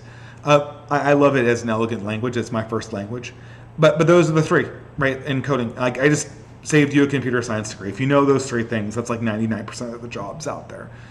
And then, if you want to be fancy about it, Code will teach you how to evaluate algorithms with big O notation, and to know what, like, a priority queue is, and to know what a hash table is and stuff like that. But that's your computer science degree on the back of an envelope, and you get your degree because we still live in a credential system, but that's it, right? I would say that there are about, and if you're doing engineering stuff like civil engineering, to be quite honest, if you do civil engineering or mechanical engineering, and I got my degree in mechanical engineering, what they're really looking for is a set of they're looking for a comfortable, they're basically demonstrating that you have a problem-solving capacity, and they are comfortable around machines and machine logic and problem-solving with limited amount of variables. Because if you work for a mechanical engineering firm or a civil engineering firm, most of the time you're going to be doing AutoCAD and Excel jockeying, and maybe some CAD work. The formulas that you learn are all going to be built into premixed formulas, and you're basically going to be running tests to validate these things, and evaluating software that already contains these formulas within them. So this is that's your other engineering degrees. And as for other technical skills, it's all the same story. Put as minimum amount of effort into it as possible. Get your degree, build your profile, make your contacts, and as soon as possible, get out of the college system with the degree and with the job. That's my advice. Unless you're a masochist and you're trying to get an academic job, in which case you can do what I do and go for grad school. But then you're going to be keeping your head down for longer, for sure. Okay, I feel like I get that question a lot. Okay. Next question. Alternative avenues for $5 USA. How do you plan to introduce your kids, especially sons, to the internet? Thank you for everything. You're welcome to join my High Plains commune when you finally flee to the east. Well, I'm on the East Coast now, so if I'm joining you on Central Time, I'd be fleeing west, technically, at this stage. Man, if I'd flee to one place, though, I'd probably flee to the mountains and not to the plains, because I've always preferred the mountain states to the plain states, and I think my wife would say something similar. But, whatever. I'm now having against the plain states, I suppose. But Well, to a certain extent, well, I am totally against iPads and iPhones for young children. I mean, he's like clicked around on the computer every now and again, and he's watched some cartoons on it, and so I guess he's already introduced to the internet. This is a conversation really for older children, and I don't know. That's a good question. When I was a kid, we had no screen time, like no TV or no movies during school nights. That was a thing when we were kids. And I think I might try to enforce that with my own kids if it's possible. My wife's in the chat saying, "Oh my God, let's go to the mountains now." Weren't you balking at the plan to move to Idaho? Well, I don't know. I think that was a different conversation. Yeah, I don't know if who wants to move. Who wants to live in the plains anyway? I think when my wife imagines the mountains, you imagine like Banff or something like that, right? Not like Winnipeg or whatnot. Or is Winnipeg the plains? I think Winnipeg is the plains, right? Darth Kilhoun for $3 USA. What got me into Warhammer 40k was being a history enthusiast. I loved the Black Templars because of Catholicism, and I loved the Crusader era. I even made a Space Marine chapter that was based on the Teutonic Knights, I assume you mean. Although you say the Teutons, I think you mean the Teutonic Knights. Teutons just means Germans. Yeah, the Teutonic Knights, that's pretty cool. I think the Black Templars are based on the Dominicans, right? Their symbol is the Dominican symbol, and the name Black Templars is a play on the Black Friars, right? The Black Friars being, Dominicans mostly wear white, which is why everyone is weirded out when they're called the Black Friars. But they wore a black and white cross, and they have a black shawl, and so everyone called them Black Friars. I guess to distinguish them from the Franciscans. Yeah, Warhammer is a great universe. I love that it has an imagistic framework where people can talk about right-wing ideas without talking about right-wing ideas, and for that I'll always like it. But the problem is that it's not very much fun when everyone who does it is a bug man, because then again then you're not actually talking about the essence of the ideas that it alluded to when its original creators made it. You're just talking about the stupid parts like Space Marines and spaceships, and I don't really care about power armor and bolt guns and drop pods. Those are stupid. I mean, they probably aren't even very realistic. What I care about is the idea of martial virtue and fighting in the last stand, and faith making a people strong, and being in a universe that is fundamentally where chaos and evil and demons are the powerful force, and the people who are trying to fight against them are this minuscule dot, and how authority is sort of a necessary evil. I mean, I care about everything that the progressives hate about that universe is what I love, and everything that sort of the stuff that they want to make money off of I really hate. So I don't know. It'll be gone soon. It's sad, right? It's sad, but it'll be gone soon. Can man be forgiven his nerdy hobbies? I feel guilty for liking that stuff, and working with your hands is fun. I'm sorry, it just is, and it's the way I relax. I don't like relaxing in front of screens, so I have to have something to do with my hands that is not. Maybe woodworking would be better, but I don't really live in a place where that's amenable to that. Okay, well, thank you for the super chat. I'm moving on. Sam153. Good evening, Dave. Do you see paused companies like Disney going bankrupt eventually due to their fiscal negligence?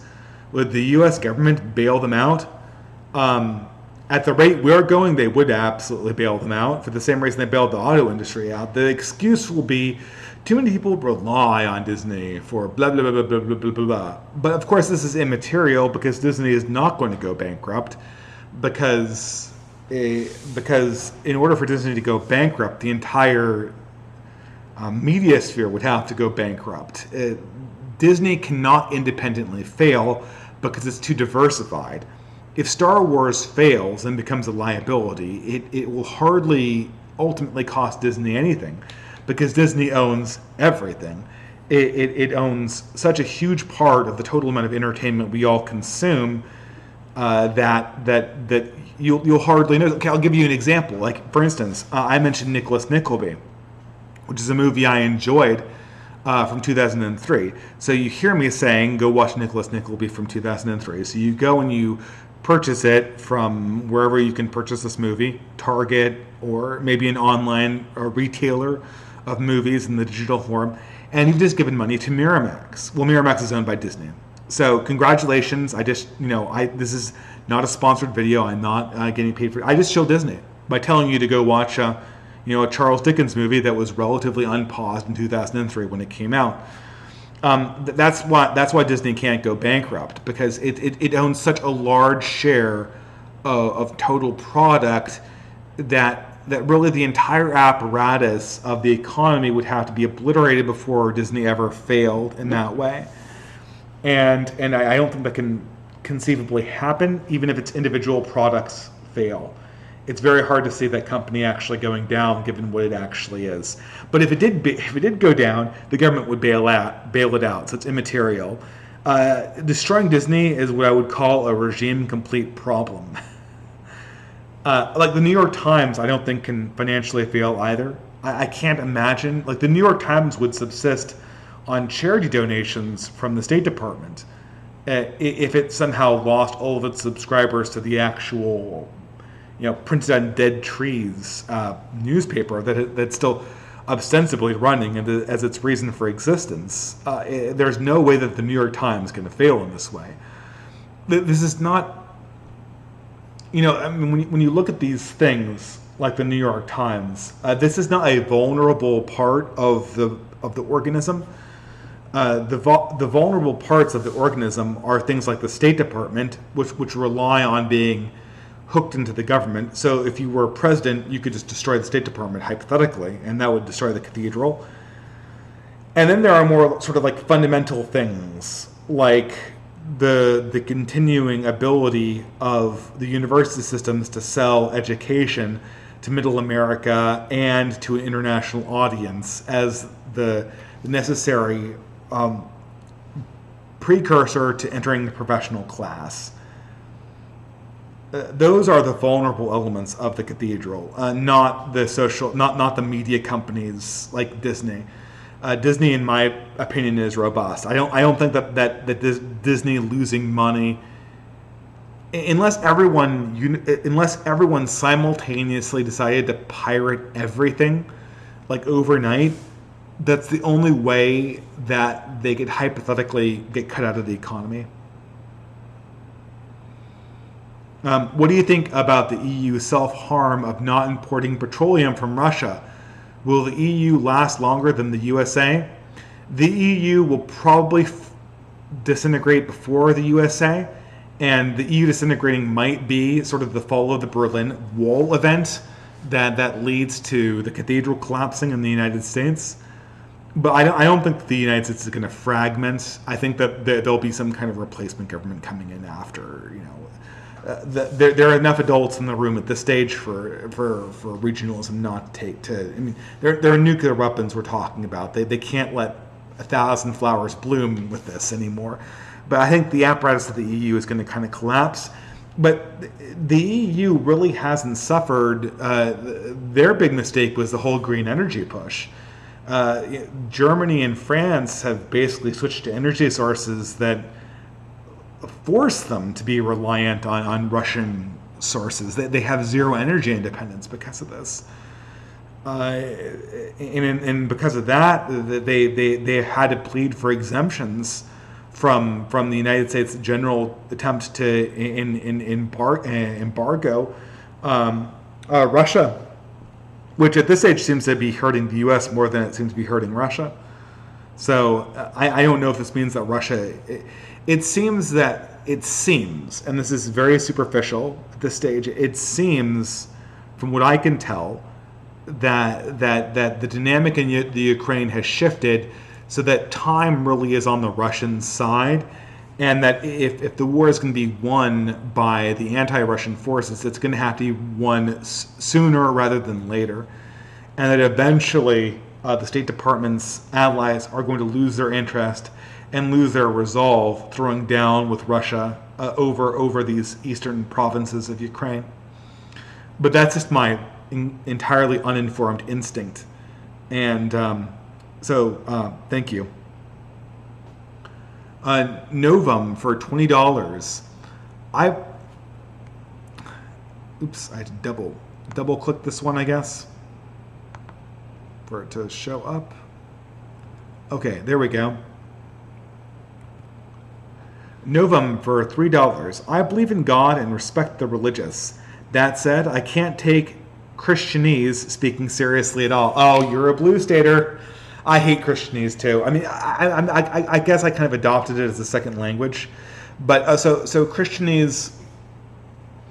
Christianese is really something. Christians have a way of speaking in words that are meaningless to people who aren't Christian, and I think the new atheists of the 2007 to 2013 era really, most of their work was sort of lampooning things that, if you really look into these things, a good expression I always remember was, God spoke the universe into existence, or is this biblical, or things like that, right? And so speaking the world into existence, like if you peel back the layers and you study Genesis and the Apocrypha around it, and then if you go further and see how this idea of order and chaos being divided is something that imagistically plays into all sorts of literary works, not the least of which is Warhammer, which I mentioned earlier, then you see that there's this deep beauty that stands behind these words. But in the meantime, it just sounds like white noise. And one of the things that Christopher Hitchens used to do is that whenever somebody waxed eloquent and poetic from the Christian side, he would mock this as white noise, as word salad. And this is just the absolute midwit thing. But even though I absolutely understand that this was an atheist midwit trick that they were playing to get us to ignore larger realities beyond our own myopic 20th century, I still kind of balk when I hear, really Rod Dreher also is a good example of this, these sort of emotional effusions. Whenever people ask a serious political question, and you get these airy-fairy platitudes about how we can be like the Christians in the early first century, I sometimes just tap out, and I don't think this is. I mean, poetry has its place, but no one wants to, no one wants to get these sort of cookie cutter, used 1,000 times sermons when we're dealing with realities that are kind of, imminent. And I'm not saying you can't learn from the Book of Acts. Absolutely learn from the Book of Acts. Absolutely learn from the lives of the saints. But I hate the way that Christians drop these sentiments into a conversation so cheaply. And I think that's when we talk about Christianese, really we're talking about that.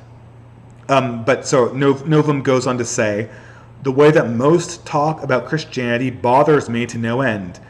It actually has nothing to do with the belief itself, just strictly the rhetoric. I don't know if you know what I'm talking about, but just in case you do, any thoughts? I guess I think if you're sort of if you're coming from the same space I am, what you're really upset about, or what irks you, is cheap dismissals of serious problems, of serious modern problems. What people complain about in modernity is in some sense unique. I'm not saying that we have it harder than the people who were literally getting tortured to death for their beliefs in the first century.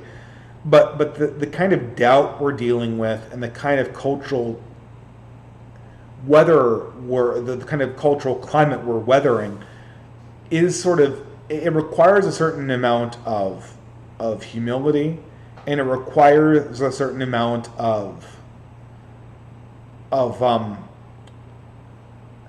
sort of evaluating what it means to be in the modern world in a very serious way.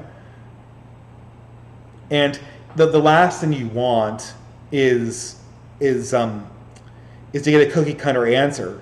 God's Not Dead is another good example of this. The God's Not Dead is this evangelical movie from a studio called Pureflix, which embodies everything. Even the name of the studio embodies everything wrong with Christianese. And what it depicts is a contest between Christians and atheists, with all of these like really cute solutions to problems that just aren't an embodiment of what life in the modern world is actually like. It feels like a Hallmark movie, and it's utterly cheap, and there's no tragedy to it either. There's no acknowledgement of complicated reality. And I think this is sort of this is really a failure of aristocracy, specifically in Protestant Christianity.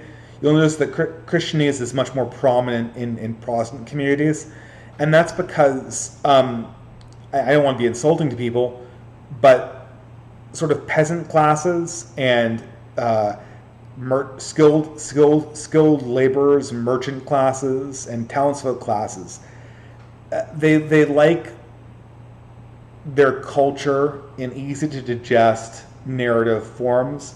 They don't like complicated levels of tragedy and complicated nuance and catharsis and soul searching.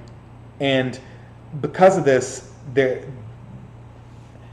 approaching what really is a Brahmin art form of apologetics with a very Sudra type attitude, with a very transactional attitude, and they end up developing really crass and insulting culture that is useless for the purpose of animating their more intellectual children who might be actually dealing with strong intellectual problems or very deep spiritual problems that are very, very nuanced, and they're getting a Saturday morning special on don't use drugs, but in this time it's don't use atheism. And they'll just insult their children. It will insult their upper class rivals, and it will indicate that they're total rubes that can be taken advantage of at any time. And this is because they don't have the cultural tools to realize what's going on. And that's because they as a religion, they've been decapitated. Their intellectual class as Protestants has been absorbed into the cathedral. And unlike the Catholic community, to a certain extent, there is less of a highly intellectual Brahmin class that still exists at the top levels. And because of this, that's why Christianese is so irritating to us. Christianese is when you hear Christianese and you get the impression that you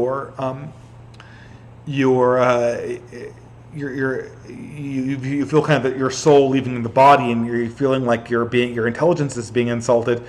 It's because it's not so much the ideas that you're reacting to, it's the caste dynamics. You've been raised to be a Brahmin, and you're being lectured on why you're spiritually wrong by a Sudra or a Vasaya, and that's not done. It's not.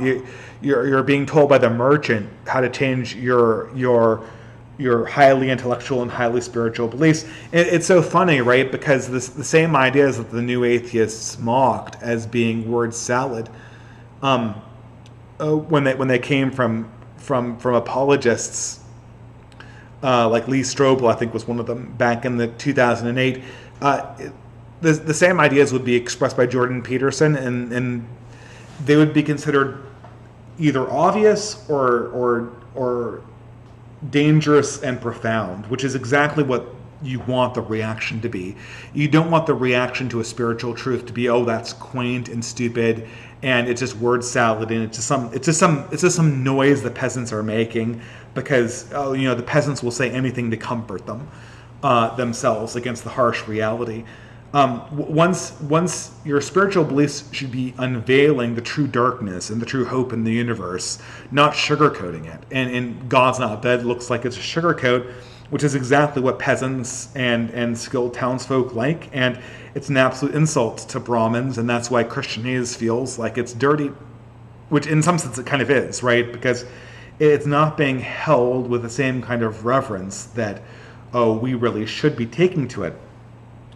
I used to be part of a kind of Catholic intellectual circle in Seattle, and one of we used to have a speaker series, and one of the people there was doing a study of the early church, which is very famously composed of slaves and other kind of malcontents from the early Roman Empire. And the records of the Romans. This is sort of we're talking about what do we know about. As historians, what do we know about the early church? And this is a church in refuge. This is a church in refuge. This is a church in hiding. This is a church in the catacombs. And these Roman authorities are raiding these Christian communities, and they're uncovering like gold plates and very rich items, and the apologist, he was a professional, he was just doing this as a side project. He said to me, and I always remember this, he said, look, these are very poor people. We just know this demographically. These were certainly not the patricians, by and large, but they had some rich friends. And the reasons why these sort of very fancy items were being raided by the Roman authorities was because they were bringing their best. They might have been low class, but when they approached the spiritual, they understood that the spiritual required the highest quality they could possibly muster. And the problem is that when these when these evangelicals are creating God is not dead, for a fact that these people aren't simple people. I mean, the people who watch pure flick movies also watch The Empire Strikes Back, right? Like they also watch Lord of the Rings, right? They've seen these Hollywood movies, and so they're aware, right, that like that modern narrative form and spirituality operates in a more complex and nuanced language. Yet none of that nuance finds its way into like real spirituality. That's not bringing your best, and it manifestly is obvious that I can't imagine a person in the modern world who is not in contact with a more nuanced form of culture than God's Not Dead. I can't imagine this person. And so what's obvious is going on is that people are consuming modern culture in its more nuanced form in their ordinary lives, and then in their lives as Christians, they're putting out this stuff because they don't know how to translate Christian truths into something that looks like the actual culture they consume, or the actual world they live in, and so that's not bringing your best. Sorry, I really rambled on that one, but that's my take on Christianese, I guess. Okay, I must be coming to the end of these soon. All right, alternative avenues for $3. Refocus of an earlier question. Are there any plans to help your sons avoid ubiquitous internet pornography? Well, yeah, that's a long way away. I mean, I guess I would tell him about my own experience. I mean, I think the thing is that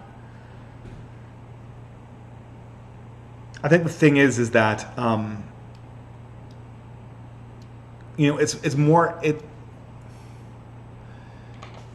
So pornography is really dangerous when it becomes habitual. You know, acute exposure to it is not.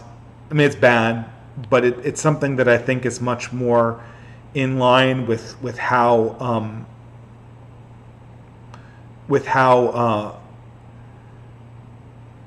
with how people experience it in the 20th century, at least. Obviously, but in the 19th century, I don't think you didn't come in contact with any pornographic materials, right? But you know, even my father's generation, or really more my mother's, would always, like, there'd be Playboy or something like that, right? That you'd acutely come in contact with, and the problem is when it's ubiquitous, and when it becomes habitual, and when it's sort of obliquely smuggled into other content.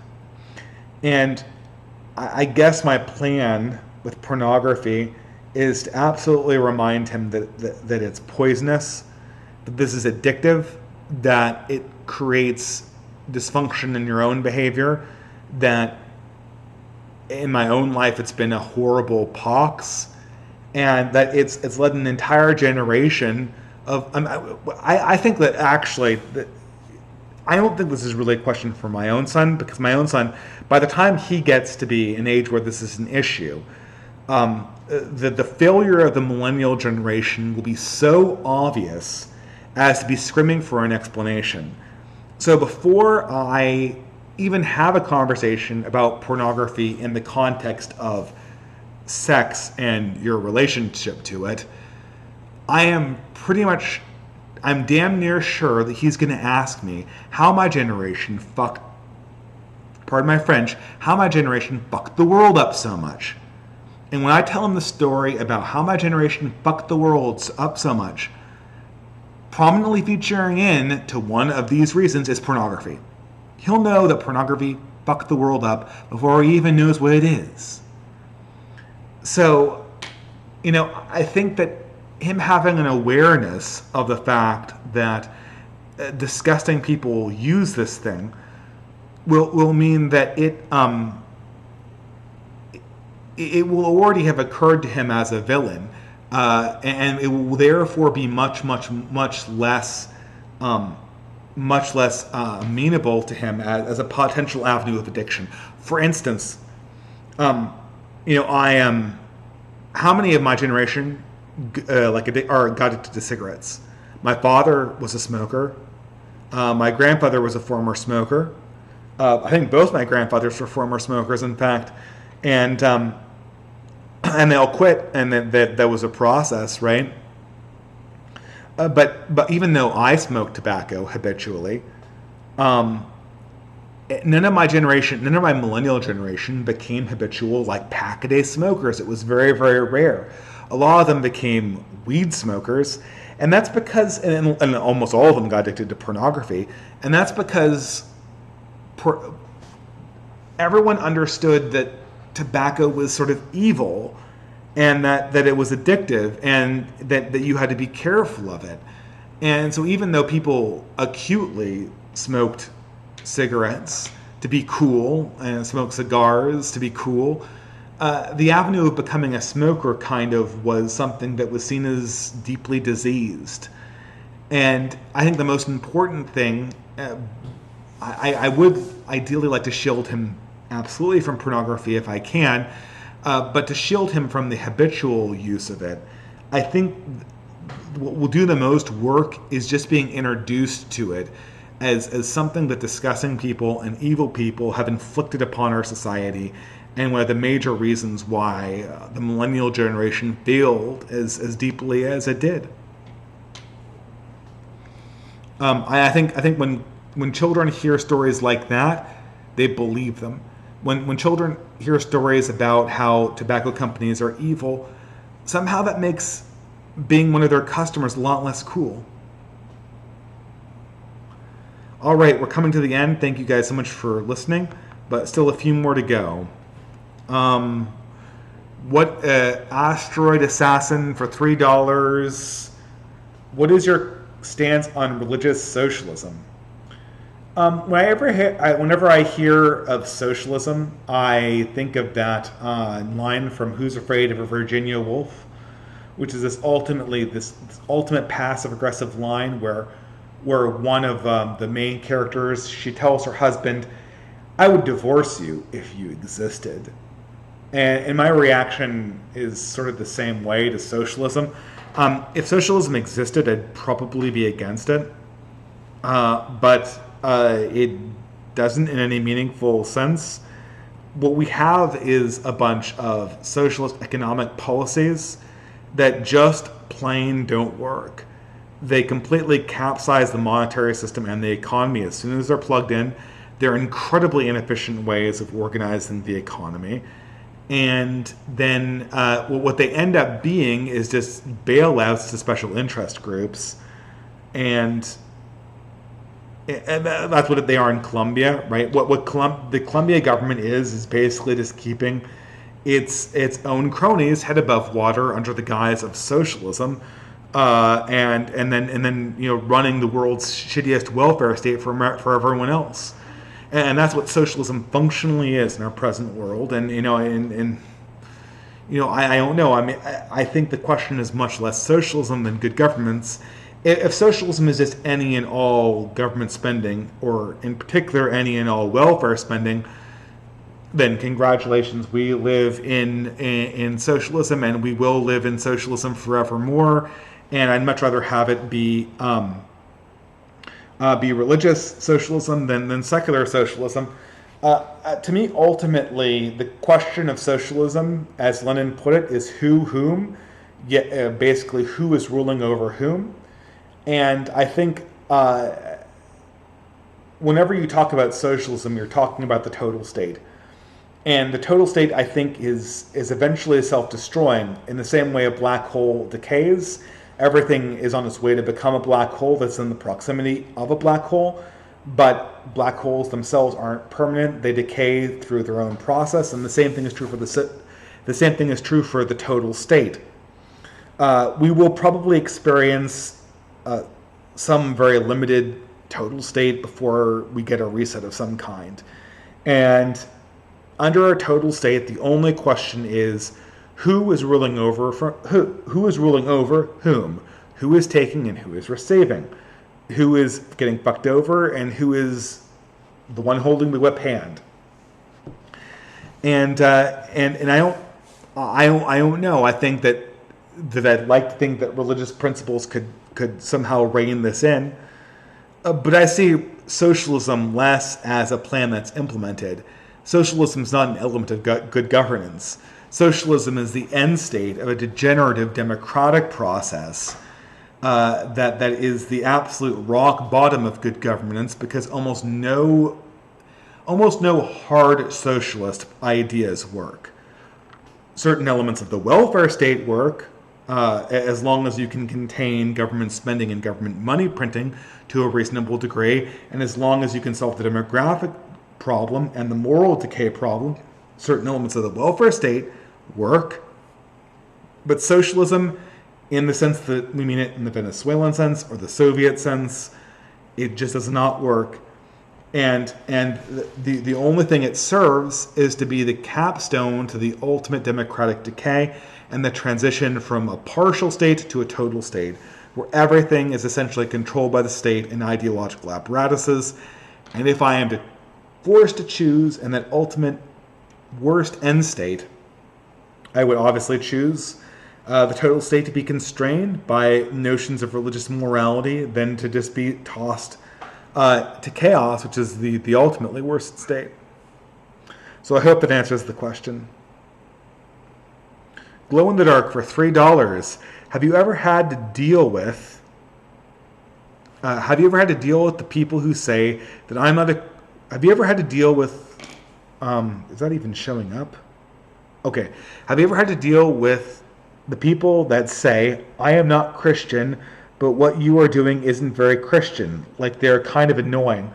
Oh, yeah, but then memes came out. That used to be a real problem for me in 2012. But then in 2015, when I first converted to Christianity, that I'm not a Christian, but I'm going to hold you to Christian morality was really, really, that was the bane of my existence. But now I feel we're sort of memeing this into existence. Does anyone know the meme of the guy It's really the perfect meme. This white guy with kind of a suspicious fro says, "Oh, you're a Christian? Well, Jesus said something about socialism once, and he was probably a hippie, and he probably would have been okay with homosexuality. No, I'm not a Christian. I have nothing but contempt for your God and your worldviews, but maybe if I say this one thing about Jesus, you'll do what I want." And that's the super text, this totally disingenuous use of Christianity to get what the person wants. And if you read, let's be honest here, if you read the subtext, the guy's look indicates that not only is this person not a Christian, his father and his grandfather and his great-grandfather and his great-great-great-grandfather weren't Christians either. This is the famous line from South Park: "No, I don't understand Christianity, but I know enough to exploit it." This is disingenuous. There's sort of two responses to it. The first one is to immediately call it out for its disingenuous qualities. There's that needs to be done immediately, and the meme does it better than. If you're on the internet, the meme does it better than actually explaining it to people. If you encounter this in real life, the two responses are either to give, if it's some kind of genuine conversation you're having with somebody in some kind of long form where you're bearing your heart, then there are actual answers to these objections. Like the objection to, like, if you're a Christian, you have to support open borders. I've given the answer to that question many times, and that's because it's not Christian. First of all, open borders hurts everyone, including the immigrants. But it's also not Christian to throw your children under the bus or your nation under the bus, for some kind of misbegotten concept of helping the world. You can't sell your children into slavery and then give the money to charity. That's not a Christian act. And you have to understand why it's not a Christian act and why this was never recommended to Christians beforehand, even if it did made the world a better place, which it doesn't. So that's the answer you give if you're in some kind of actual dialectic. But most of the time, this phrase is not an actual dialectic question. It's some kind of gotcha. And the reaction to this gotcha is to scoff at it for the disingenuous piece of shit that it is, by saying something like, "Oh yeah, because you care so much about Christianity. You don't give a shit about Christianity, and I don't believe for a second that you actually believe this in any meaningful form." And just scoff at it. And the more curtly you can scoff at it, the better, and just move on to something else. That's the way you deal with this problem. I have never encountered. I've encountered some progressives of my mother's generation for whom this was a genuine question, and they needed to be walked through the apologetic answer that I just kind of briefly outlined there. But for most people who are millennials and younger, this is a completely disingenuous pose. It's predominantly used by people who aren't Christian and who are supremely disinvested in any form of Christianity, especially in the sense that most people who have used this, again, I'm not pointing fingers, but they have no Christian heritage in their family tree. They don't give a shit about Christianity in their own faith, and they don't give a shit about Christianity even as a mode of cultural heritage, because they don't experience it as a mode of cultural heritage. So this line of questioning needs to be absolutely dismissed as absolute. Just garbage to your argument. All right, Glow in the Dark for $5 USA. The distributor tells his son, "My generation thought the wisdom of old was lame and stupid, so they did dope and did anything to get a dopamine high. So now they wasted all the good things and rotted away spirituality and physically leaving us a mess." Yeah, that's exactly what I'm going to tell him. And I'm going to encourage him to want something more in life than video games, porn, and pot. And when he wants something more than that, I think that, that's going to be the framework that we're going to look at things like pornography and video games through, hopefully.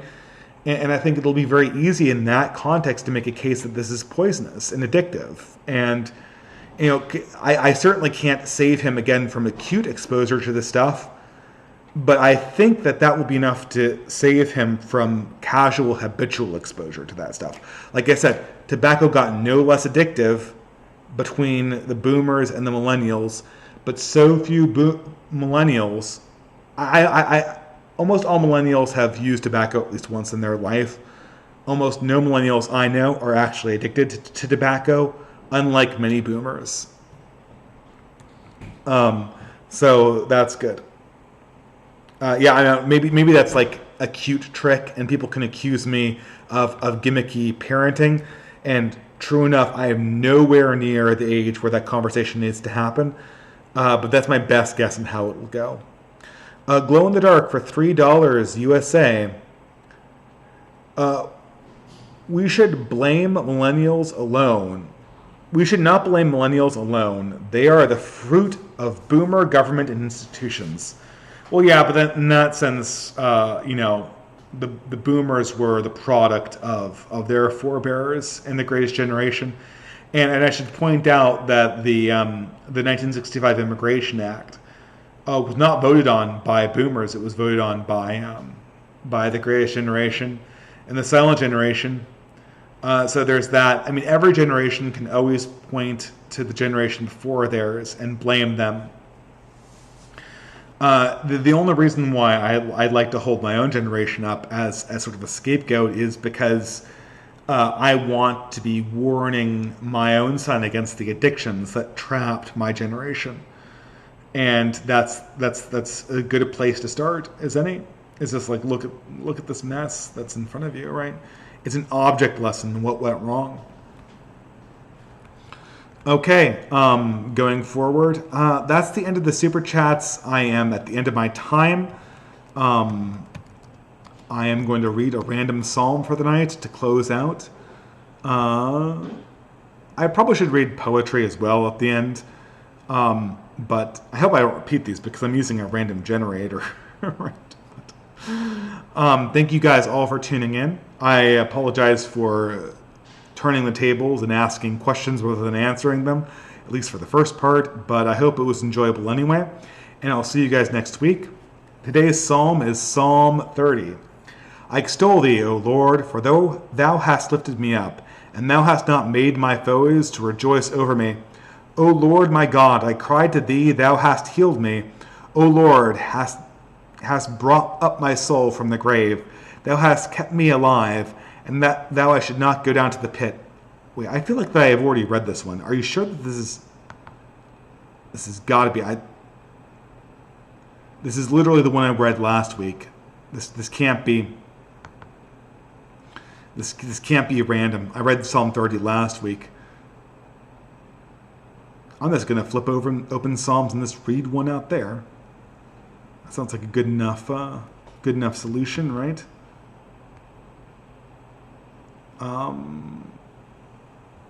Okay. Oh man, this is a mess. How hard can this be to get a simple psalm that's not the same one that was your daily psalm? This is great. Perfect. Thank you. And that's just a verse from the Psalms. Okay. This is a little bit embarrassing. Okay, here we go. 10 Psalms of Hope. Okay. Here, look, I'll just put in a psalm number.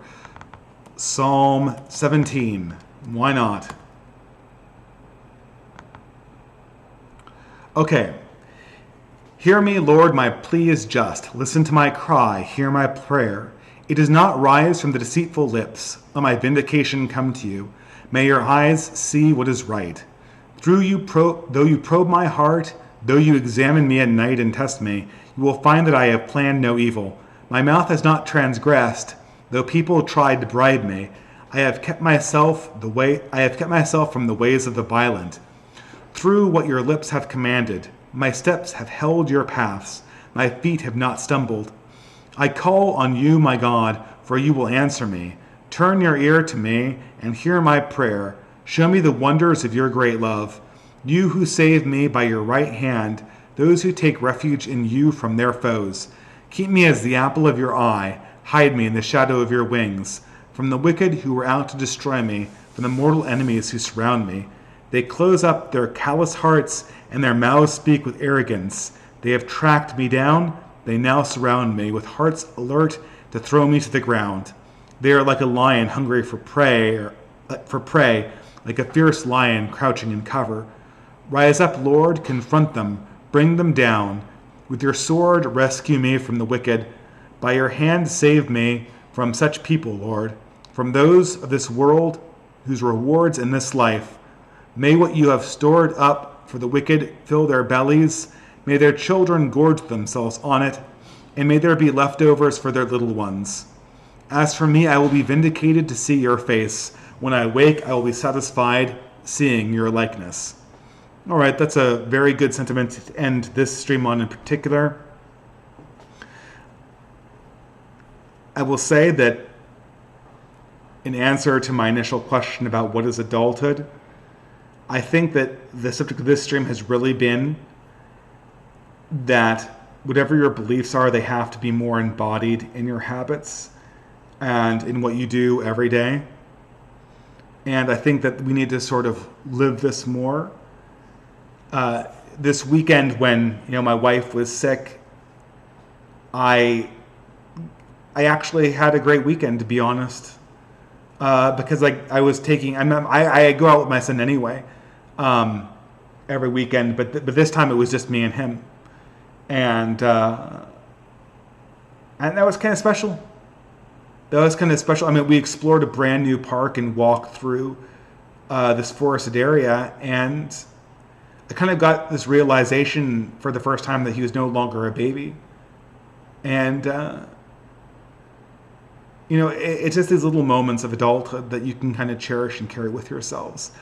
And that's what it really means to sort of live in an embodied way, the way that this psalm is talking about.